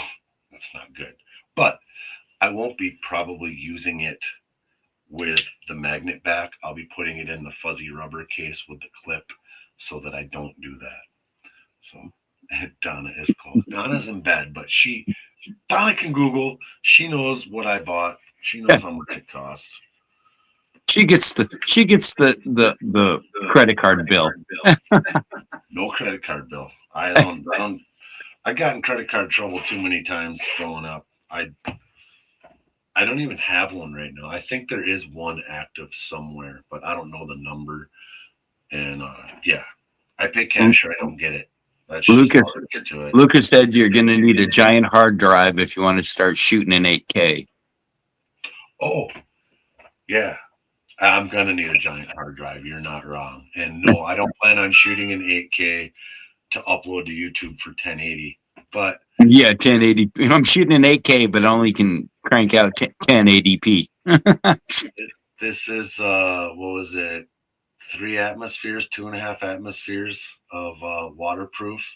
An iPhone, I think, is 5 atmospheres. But this is good for 15 feet underwater. The way, as long as I have this little door closed and I make sure that the battery tabs are on. And then there's these lens covers that I have on there to protect the lens. But if I was going to put it in the water, I got to take the covers off. Oh, in case they get water behind them, then they'll get water behind them. They're guaranteed to get water behind them. oh, okay. And then it comes with this cool silicone rubber cap. So now, like, beating it around, and it comes with a nice little case, and then there's another case for this inside of this case. And then it's got a selfie stick, and I've got another. I've got my disc retrieval stick for my when I go disc golfing. I've got this extendable stick. It's extendable like this, but I think it goes out like 20 feet. It's for getting your disc out of trees and out of the pond. Oh. That's got the 1/4-inch deal on it too. So I've seen it, car shows and parades, a guy that had that camera out on like a 15-foot stick out there, and I think he was shooting an 8K too. But oh, Lucas dropped a camera in the creek. That's what prompted me to say that one's waterproof. So I don't know how long I'm going to be, or how long I'm going to have that before I finally decide to stick it in and do an underwater shot. Yeah, that's the probably should just do it right away and get it over with. Yeah, warranty. While it's still under warranty. I did pass up on the Assyrian plan for replacement, 1 year, no question asked, whatever. Maybe I should consider getting one of those, but I can buy one whenever. Yeah. And Glacial Gold Hunter is going to Phoenix, Arizona. My understanding, his wife is going to be there for 3 months. Oh, he might be able to. He said that. He might be able to hook up with Jeff. Yeah. Jeff Williams. Jeff Williams is nearby. Yeah. Well, James and I were looking. We're looking at all the stuff near Phoenix, and what's on the way. And there's, like, if we drive through Colorado to get there, it's only like another, I don't know, the 3 different routes you could take. There was like 15-20 minutes between them difference on Google Maps. Oh. But I already said I'm not going to Colorado in the wintertime. But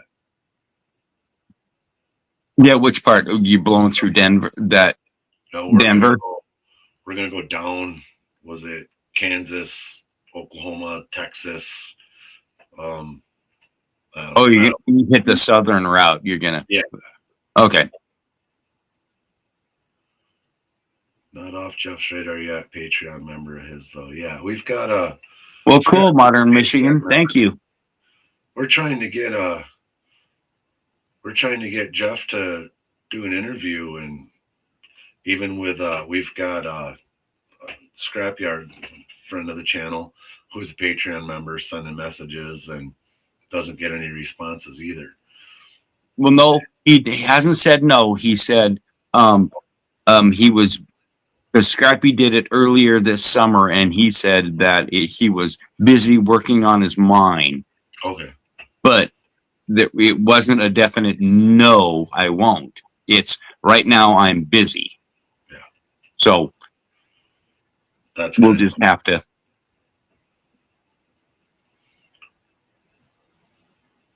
Heading south for the winter.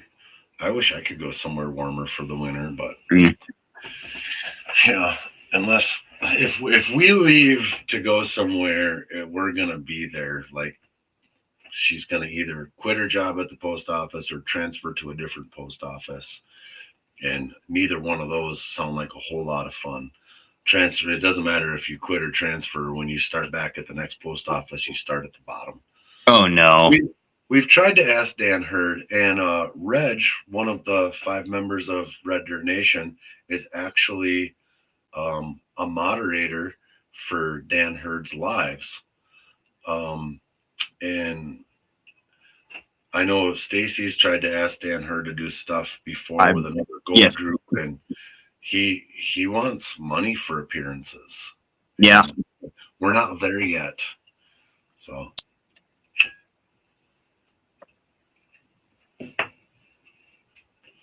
I can understand because Dan has put in how many years of YouTube and the hard work, the claims, the trials, the tribulations, and this and that. But and he's such an interesting human. I mean, I would love to just sit and talk with him, and some of these other YouTubers that he's helped out when he whoever that guy was that he was in Phillipsburg at the gem mine with. Yep.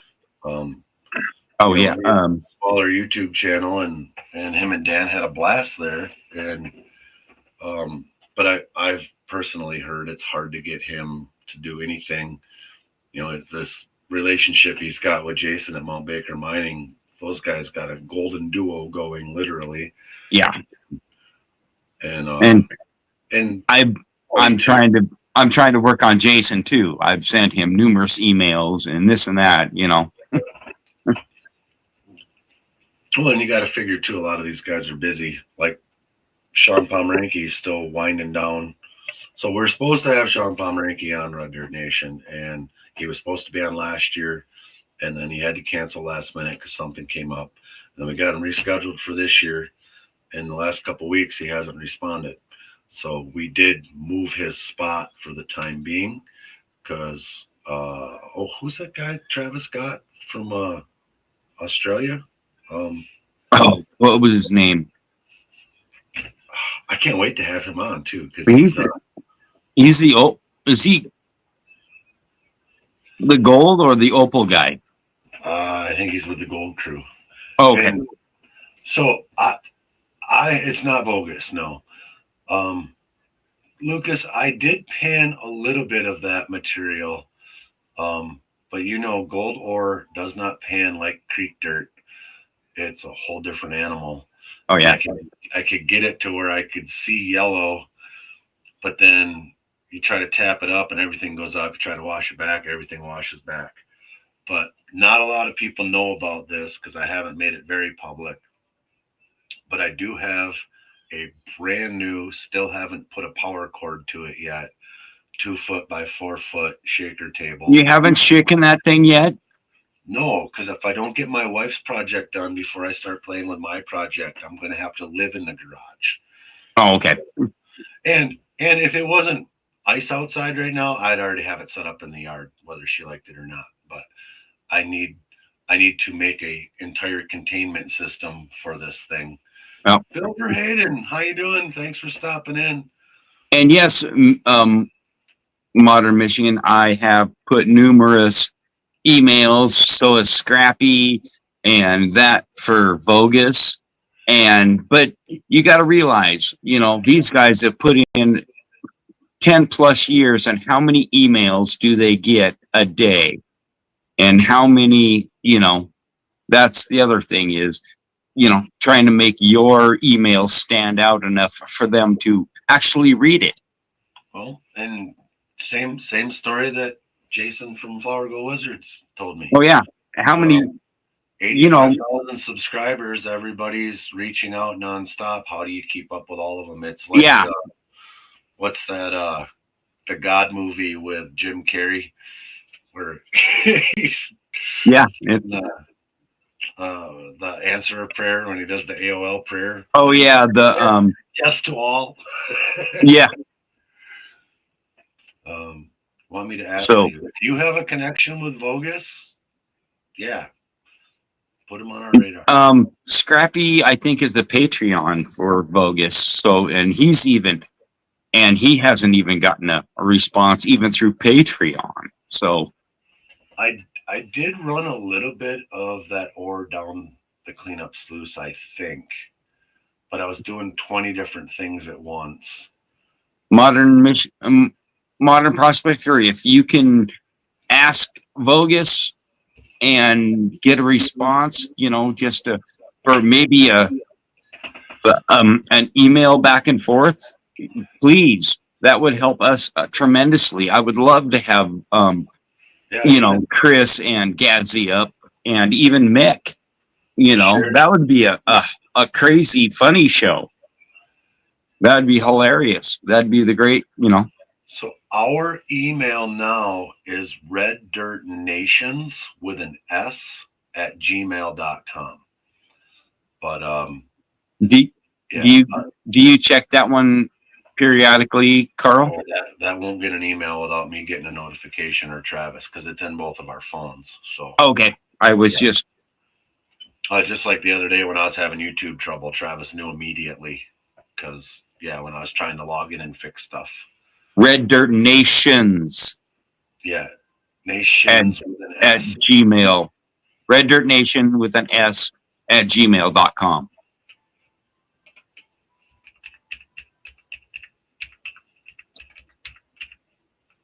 Cool. Thanks, Mattern. And much appreciated. That's the fun part about this, is the networking. Oh yeah. And Lucas, one thing I with that stuff from Dave, he didn't tell me when I was out there. He sent me a video after I got back. He has a 300 mesh screen. It's 2 foot wide by 3 foot long. And then he takes all of that powder that I gave you and runs it across that 300 mesh screen, and everything that falls through goes to the shaker table. Anything that goes off the end, he runs back through the dust maker, he calls it, the rotary mill. And then it's all sub through. Well, then it goes over the shaker table again, right? So, or over the shaker screen, the 300 mesh screen. So that's the biggest problem with that ore from his mine, is that it's sub 300. It's 300 minus. You need some silver death juice. Well, yeah, I'd quit gold mining before I play with that. If that's what it takes, I wouldn't want to mess with it. Well, there's safe ways to handle mercury, but I don't know. Yeah, isn't that? I do have that video in my phone that he sent me. Or start tell me about that step. Or start leaching. Yeah, well, again, cyanide, all of that. Yeah, I know. It's all evil. You're bitching about jet dry, and you're telling me to use mercury? I'm just saying responsibility. Yeah. Don't put jet dry in a creek, but I'm not saying you can't use jet dry at camp. Well, the thing is, too, is even with mercury, if you've got a good, what do you call retort? Retort, yeah. If you've got a good retort, everything gets captured and it can be used safely. But these guys that are throwing it in a pan and throwing it out in the yard, well, now all those mercury vapors are going up into the atmosphere. Right. And eventually they condense and they end up back in the Mississippi River, and I can't eat any more fish. Right. We've got lakes all around here that are posted for high mercury content and how many fish per month I'm allowed to eat. And well, I stop that cycle by not ever touching mercury. Yeah. I'm just saying, responsibility, and granted, our forefathers in the mining community were not very responsible. And that's how a lot of this mercury and that kind of stuff has gotten into the water, because of miners who were not responsible. Yep. And, I hope to God, we are better than our forefathers, and more caretakers of the land, fill in our holes, do things responsibly in a controlled environment, not just on a whim. oh, I can get gold if I pour 5 gallons of mercury down this creek and just scoop up whatever's left. The amount. You know what I mean? Well, even like when I was in North Carolina, I don't know if it was left over from the miners back in the day or if it was naturally occurring mercury, but look at the mess I got into finding all that mercury in my gold. Yeah.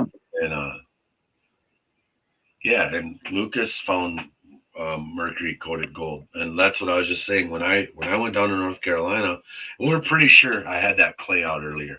Pretty sure the mercury was trapped in that clay, but I don't know because all of my gold got put into one thing, and it was, you know, I'm in the pan tapping it around, and I was like, well, that's weird. What's that silver stuff? And then why is it growing? Like, and every time I'd shake my gold around, there'd be less gold and more silver stuff. Well, it was literally just kept grabbing everything in the pan. Right. And then I had the whole fun. Guys, if you haven't ever watched my video where the wood stove stole all of my gold or whatever. Oh, yeah. Yeah. That was a great video. Where he cuts a potato in half, wraps in aluminum foil. But while you're waiting for the potato to cook all the mercury off, which again, now I know all of that would have went up into the atmosphere. You can't get on YouTube and start watching videos on YouTube and forget that your potatoes in the wood stove. Yeah. That's exactly what happened to me. And when I opened up the wood stove to get the potato out, it was just half the aluminum foil, none of the potato. It was all in the ashes. It was a big mess. It's a great video. I cleaned my entire wood stove out and separated all the metals out of it and took all of the ash and chunks and run it through a coffee grinder and then ran that nasty black crap over my sluice. And thank you so much, Modern Michigan. Very much appreciated for sure. He sent the email to Bogus. So cool. Thank you very much, man.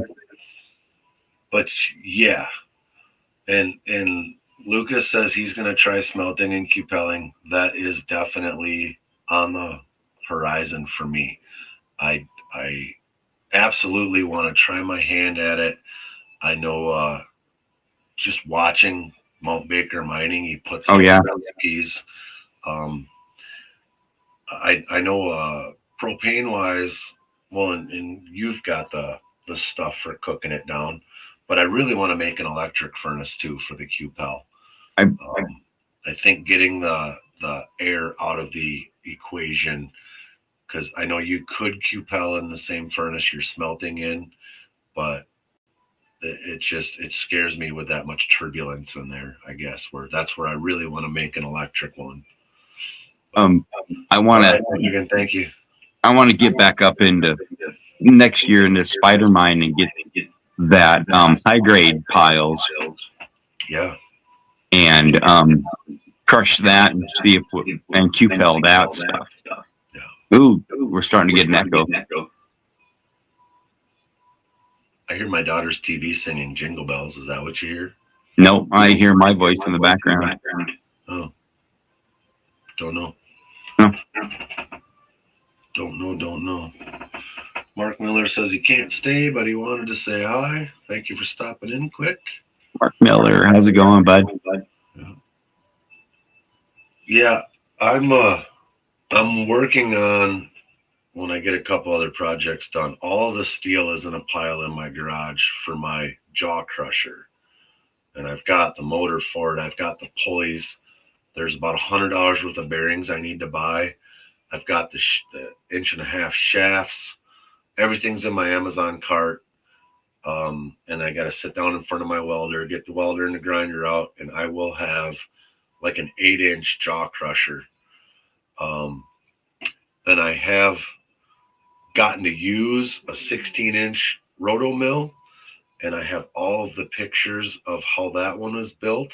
Nice. And I know that I've got the ore. I know that it makes little rocks turn into sub 300 mesh dust. But again, that's on my list. The only thing I don't have for that project is the 16 or 18-inch piece of pipe.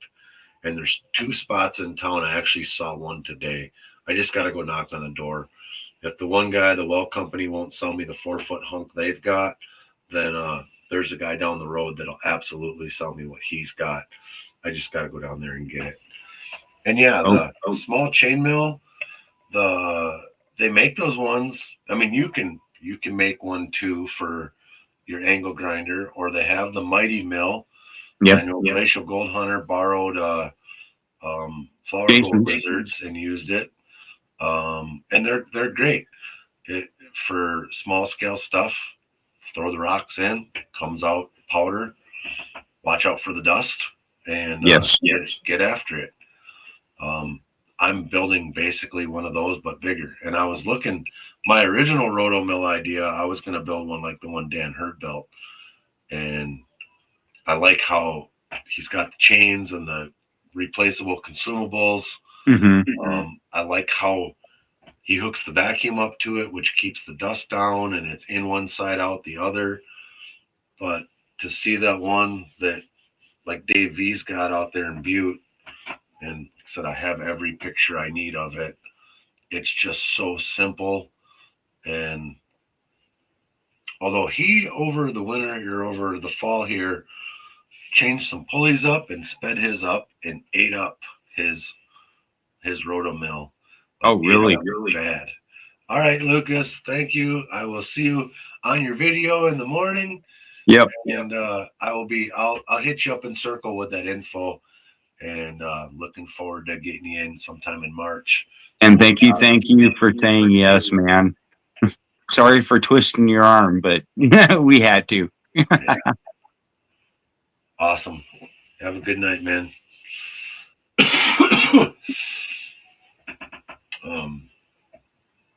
Yeah, what time is it? 12 in the morning. It's tomorrow already. No, it isn't. It's only 11 here. Well, that's true. My daughter turned 20 today. I called her this morning. Actually, first I found out my mailbox got ran over, and then I called my daughter, and she didn't answer the first time, so I called back, and I just let the phone ring until she answered. When she answered the phone, I was just like, "So I was wondering, did you run my mailbox over last night?" No, my daughter lives 45 miles away. And she's like, "Huh?" I was like, "Yeah, our mailbox got ran over and it's laying in the ditch at the end of the driveway all smashed up," which is a true story. That really did happen last night, for those of you just tuning in. And she's like, "No, Dad, I didn't run the mailbox over, and I would have came and told you guys." And I'm like, "All right, cool. Well, that's all I wanted to know. There was no other reason I was calling. That's all I had. Sorry I woke you up. Love you. Goodbye." And she's like, "Okay, goodbye." And I'm like, "No, kid, I'm fucking with you. Happy birthday." Yeah. And then my other daughter, I had her on speakerphone. So my youngest daughter is getting ready for school. And she's just like, "Our mailbox got ran over? Happy birthday. What happened to our mailbox?" And so, yeah. That was a fun start to my day. I got it welded back together. So I had it made out of water pipe. It was all screwed together and it broke right out of the elbow. 1.5 inch water pipe broke out of the 90-degree elbow. So I kind of held the pipe back where it went after I ground it clean and I welded it, and it was good enough. It ain't right, but it was good enough. So I put a whole bunch of really ugly weld all the way around it. But that pipe slides down over another piece of pipe, and that allows it to spin out of the way. And the other piece of pipe into the ground was bent over 90 degrees. And when I straightened it back up, it straightened up with an S in it, and it wiggles. So, hey, Gene Clough from Wausau, Wisconsin. How you doing? So what were you welding it with? A wire feed or? A wire feed, flux core, yeah. I'm still burning up that 10 pounds of flux core. Those little, what is it, a 220 or a 110? It's a 220. It's an inverter welder. It's a fairly newer one of the nicest ones Harbor Freight sells. Hey, and, I cranked it up today, and that thing just fried through. I couldn't believe. Long as you run that stuff hot and run slow, I can make that even my little 110 buzz box, make metal dance and make my stuff look beautiful. But I've welded for 25 years too. I built a snowplow for my 4-wheeler. Well, this was 12 years ago now. But Gene, I think you missed Lucas. He was here and he just said goodnight. He was uploading a video for tomorrow morning and he was hanging out, but I think he ducked out already. You just missed him. Yep. And Michigan Prospector, yes, you're not wrong. It is time to go to bed. And yeah, just keep in contact. If you can find me on Conmingo and send me a private message too, that would be great. Yeah. Otherwise, find me on Facebook and send me a private message as well. I'm Carl Madley on everything. So, I'll be right back. I gotta use the restroom. Carl Madley, just like it says right there by my name, right there. Yeah.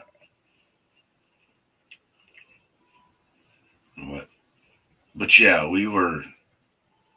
I was live on here earlier, guys, finishing up a ring I started yesterday. And I don't even know where we're at here. This guy right there.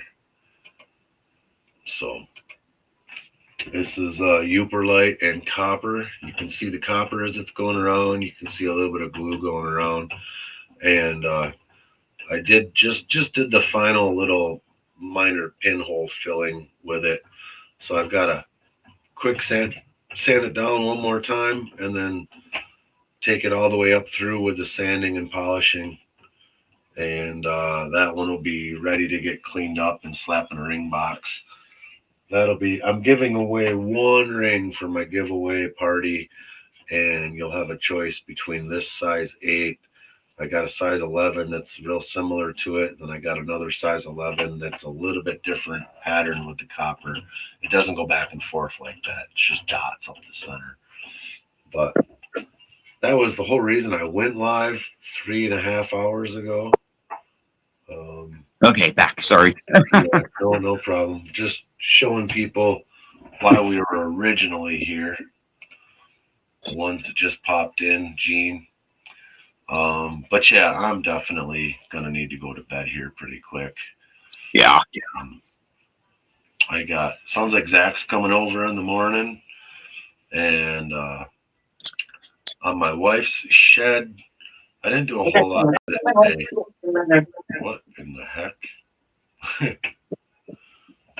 I didn't do a whole lot with the wife's shed today, because it was snowing.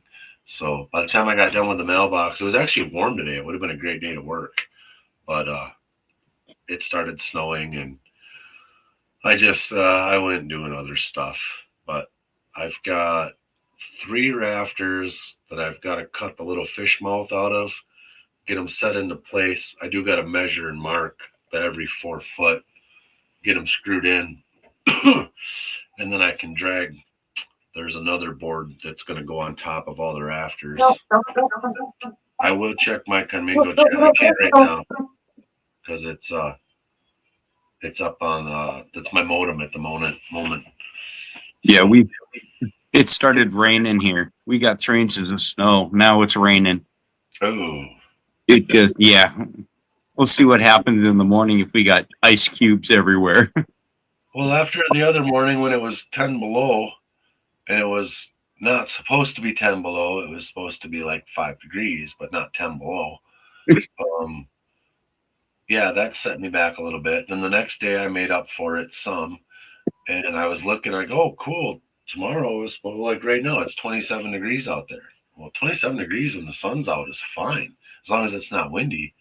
Right. But it was whiteout conditions, snowing, and then it would lighten up, and then it would go again, and it would lighten up, and oh yeah. I'm not trying to crawl all over a building and set rafters. My biggest thing Uh-oh. Justin, Which which 100. which RDN is in here? Is that Trav? That ain't me. I mean, it could Because we got RDN in here. Yeah. Says hello, weirdos. Oh, it's got to be Trav. It's Trevor Red. Nobody else. I mean, I guess it could be Nick, but it's Trav because he's calling us weirdos. So No. it's all good. What's up, homie? Oh, he's in both of them too. Hey, Trav, we have a confirmation, or we have a person who wants to come up on Red Dirt Nation in March. Lucas, Glacial Gold Hunter. You just missed Lucas. He was in here hanging out with us up until about 10 minutes ago. We twisted his arm hard enough. Absolutely said, send him the dates. He'll pick one. Yep. And then the Modern Michigan Prospector has a email relationship with Vogus. And, I've been emailing him forever, and I've never heard anything, but he said, let me do it. And so he sent Vogus an email with our info. So hopefully something good comes from that. And then he's also telling me that in the Conmingo chat, there's info for Lucas. So in Conmingo, we're trying to find some people for Lucas to hook up with when he gets to Phoenix. And Justin, the Alaskan Gold Hunter, has said something. I haven't popped into Conmingo to see what it said, but yeah, Justin's a great guy. I think I have Justin as a Facebook friend as well. I'm pretty sure. And we might have a new surfactant that's natural, that's not Dawn dishwashing soap or the Jet Dry. Yeah, he says he's working on it, and he's gonna keep in touch with us, and maybe we can. No bubbles and non-toxic, and he is gonna have that released on December 10th. It'll be available on websites, and if we want to email him, he'll hook us up with an early bird special. So I'll definitely be getting with you. Well, if you're in the Conmingo, we'll chat about all of that. So that's the Modern Michigan Prospector. Awesome to have you here, and thank you for that extra help. And this is why we do the networking. So it's great. We be working, boss. We be working. You've got Justin's number too? Cool. The Justin really wasn't a reference for us, though. It was more getting Justin hooked up with Glacial Gold Hunter. I know Justin sounds like he's trying to come down and do a world tour coming up. He's talking about going all the way over by Niagara Falls, and he wants to hit up a bunch of shit in Canada on the way through. And he's been chatting in a couple of different chats about that. So I forget where I was when I seen all that, but maybe it was with Curtis and Bob. He was talking about going all the way over to see Curtis, I thought maybe. Well, that's a long way from Alaska to Jersey, but I don't know. But, heck yeah, get to promo this stuff and push it. Well, I'll order a bottle and we can that. Or a couple of. I just ran a tour around you, so you were there. I just don't want to see people put Jet Dry in the rivers and creeks, and I know soap is bad enough, but it does break down. But like we were talking about earlier, be responsible, of the land and the water, and our forefathers weren't.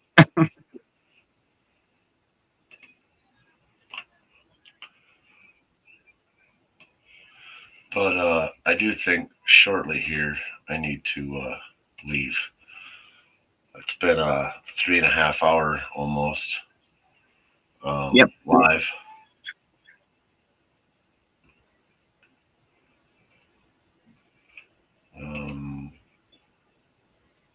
Yeah. Oh, yeah. Him and his wife are getting a van and touring around.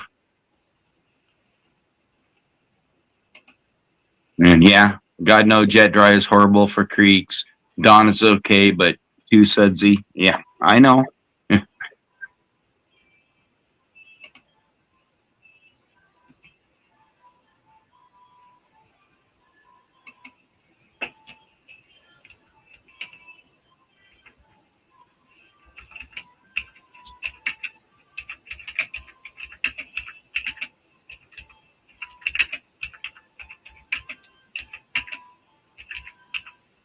So you got a bunch of snow up there, Trav? Or is it raining up there like it is here?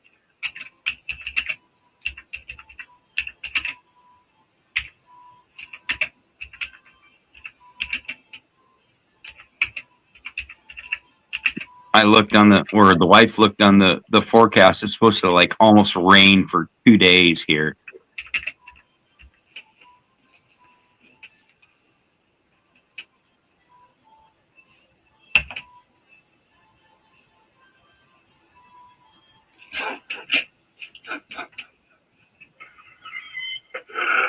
Oh, okay, cool.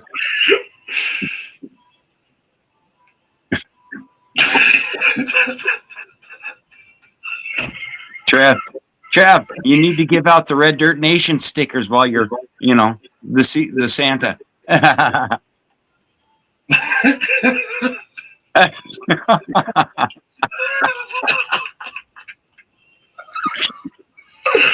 Oh my God, Trav, that sounds terrible, man. TMI. Oh, TMI. Jesus, that's terrible, dude.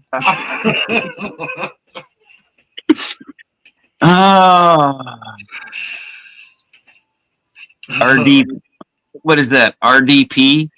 Red Dirt Pants? Oh. Well. Yeah, on that note. Yeah, right. No response at all. Must be true. Must have been a runner, huh? Oh, you're tearing me out. Sorry.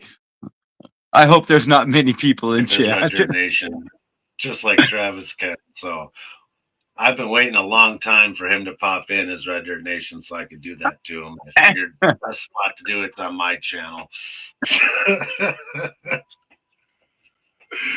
Oh. Literally funny shit. Travis did not poop himself. Don't send him get well wishes. Oh. A box of gain.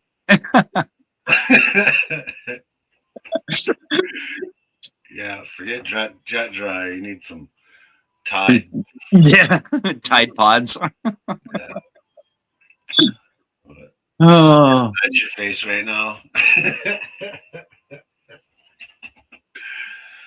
You gave us all a scare earlier. You fell downstairs, but just me and the wife home, and with the cats were even downstairs. All of a sudden, we heard something thump, and I went and looked all over, and I was like, "Oh wait, I think Travis just fell." I was like, "Huh?" And I came up, and yeah, sure enough, your head was laying on the floor. Yeah. Look behind you. Yeah, you got Travis staring at you from behind you. Yeah, just looking over my shoulder. All right. Anyhow, guys, it is 1:15 tomorrow, and even the elephant jumped the other day in that spot. Yeah. So you were where the purple bear was. But The bikini bear, huh? bikini bear, yeah. Some creepy shit. But yeah, guys, I am definitely gonna wrap this up. Like I said, like Travis said, I am tired. You all heard me typing. Oh yeah. I think everybody in the vertical chat has already left. And it does show 5 people are here watching. So for those of you that are still hanging out, I appreciate it. But yeah, I have got to get to bed. I got work to do in the morning. My buddy Zach sounds like he's coming over. And I got to get up early enough to watch the Glacial Gold Hunter first thing, 7 o'clock in the morning when his video pops off. So Night, Trav. But night, Trav. Sweet dreams. Good luck. Yeah, I didn't even get to comment about you being Santa, and dude, that's just awesome. Cool. 300 kids in care. Yeah, absolutely awesome. So thank you for all that you do and bringing joy to everybody's lives. And Santa pan. Teach him to pan. Teach him to pan for gold. Hook him early. I would more see you as like an elf, but if you can pull off Santa, more power to you. Well, he's an angry elf. Call me an elf again. Yeah. Maybe bad Santa. No, just kidding. All right. Well, everybody, including Travis and Stacy, thank you for hanging out. Have a great night. Whether we'll see you tomorrow's Sunday. I don't know if I'll be going live, but I'll probably hang out on somebody else's live for a little while. Yeah, we got the shit show on Sunday. Yeah. Definitely got to tune in for the shit show. And Monday night, Mike Pung. Yes, bring your questions. Bring your questions. And should be a great show. Another great show. Yeah, he was a great interview last year, and we can touch base on some of the things. And I think he's got some new stuff for us. Yeah, I was gonna say, find out if he's got some new stuff in the works and this, that, and the other thing. And hopefully tune in. Updates on when we can take batteries and pumps back to Lake Michigan again, because oh yeah, he's the guy that's pushing it, so he would know. He's pushing harder than anybody else I know. So all right, guys, I'm gonna click the red button, and then that makes me click it one more time. So 5. All right, later. Thank you, everyone. Have a great. What else do you like and subscribe? That's right, buddy.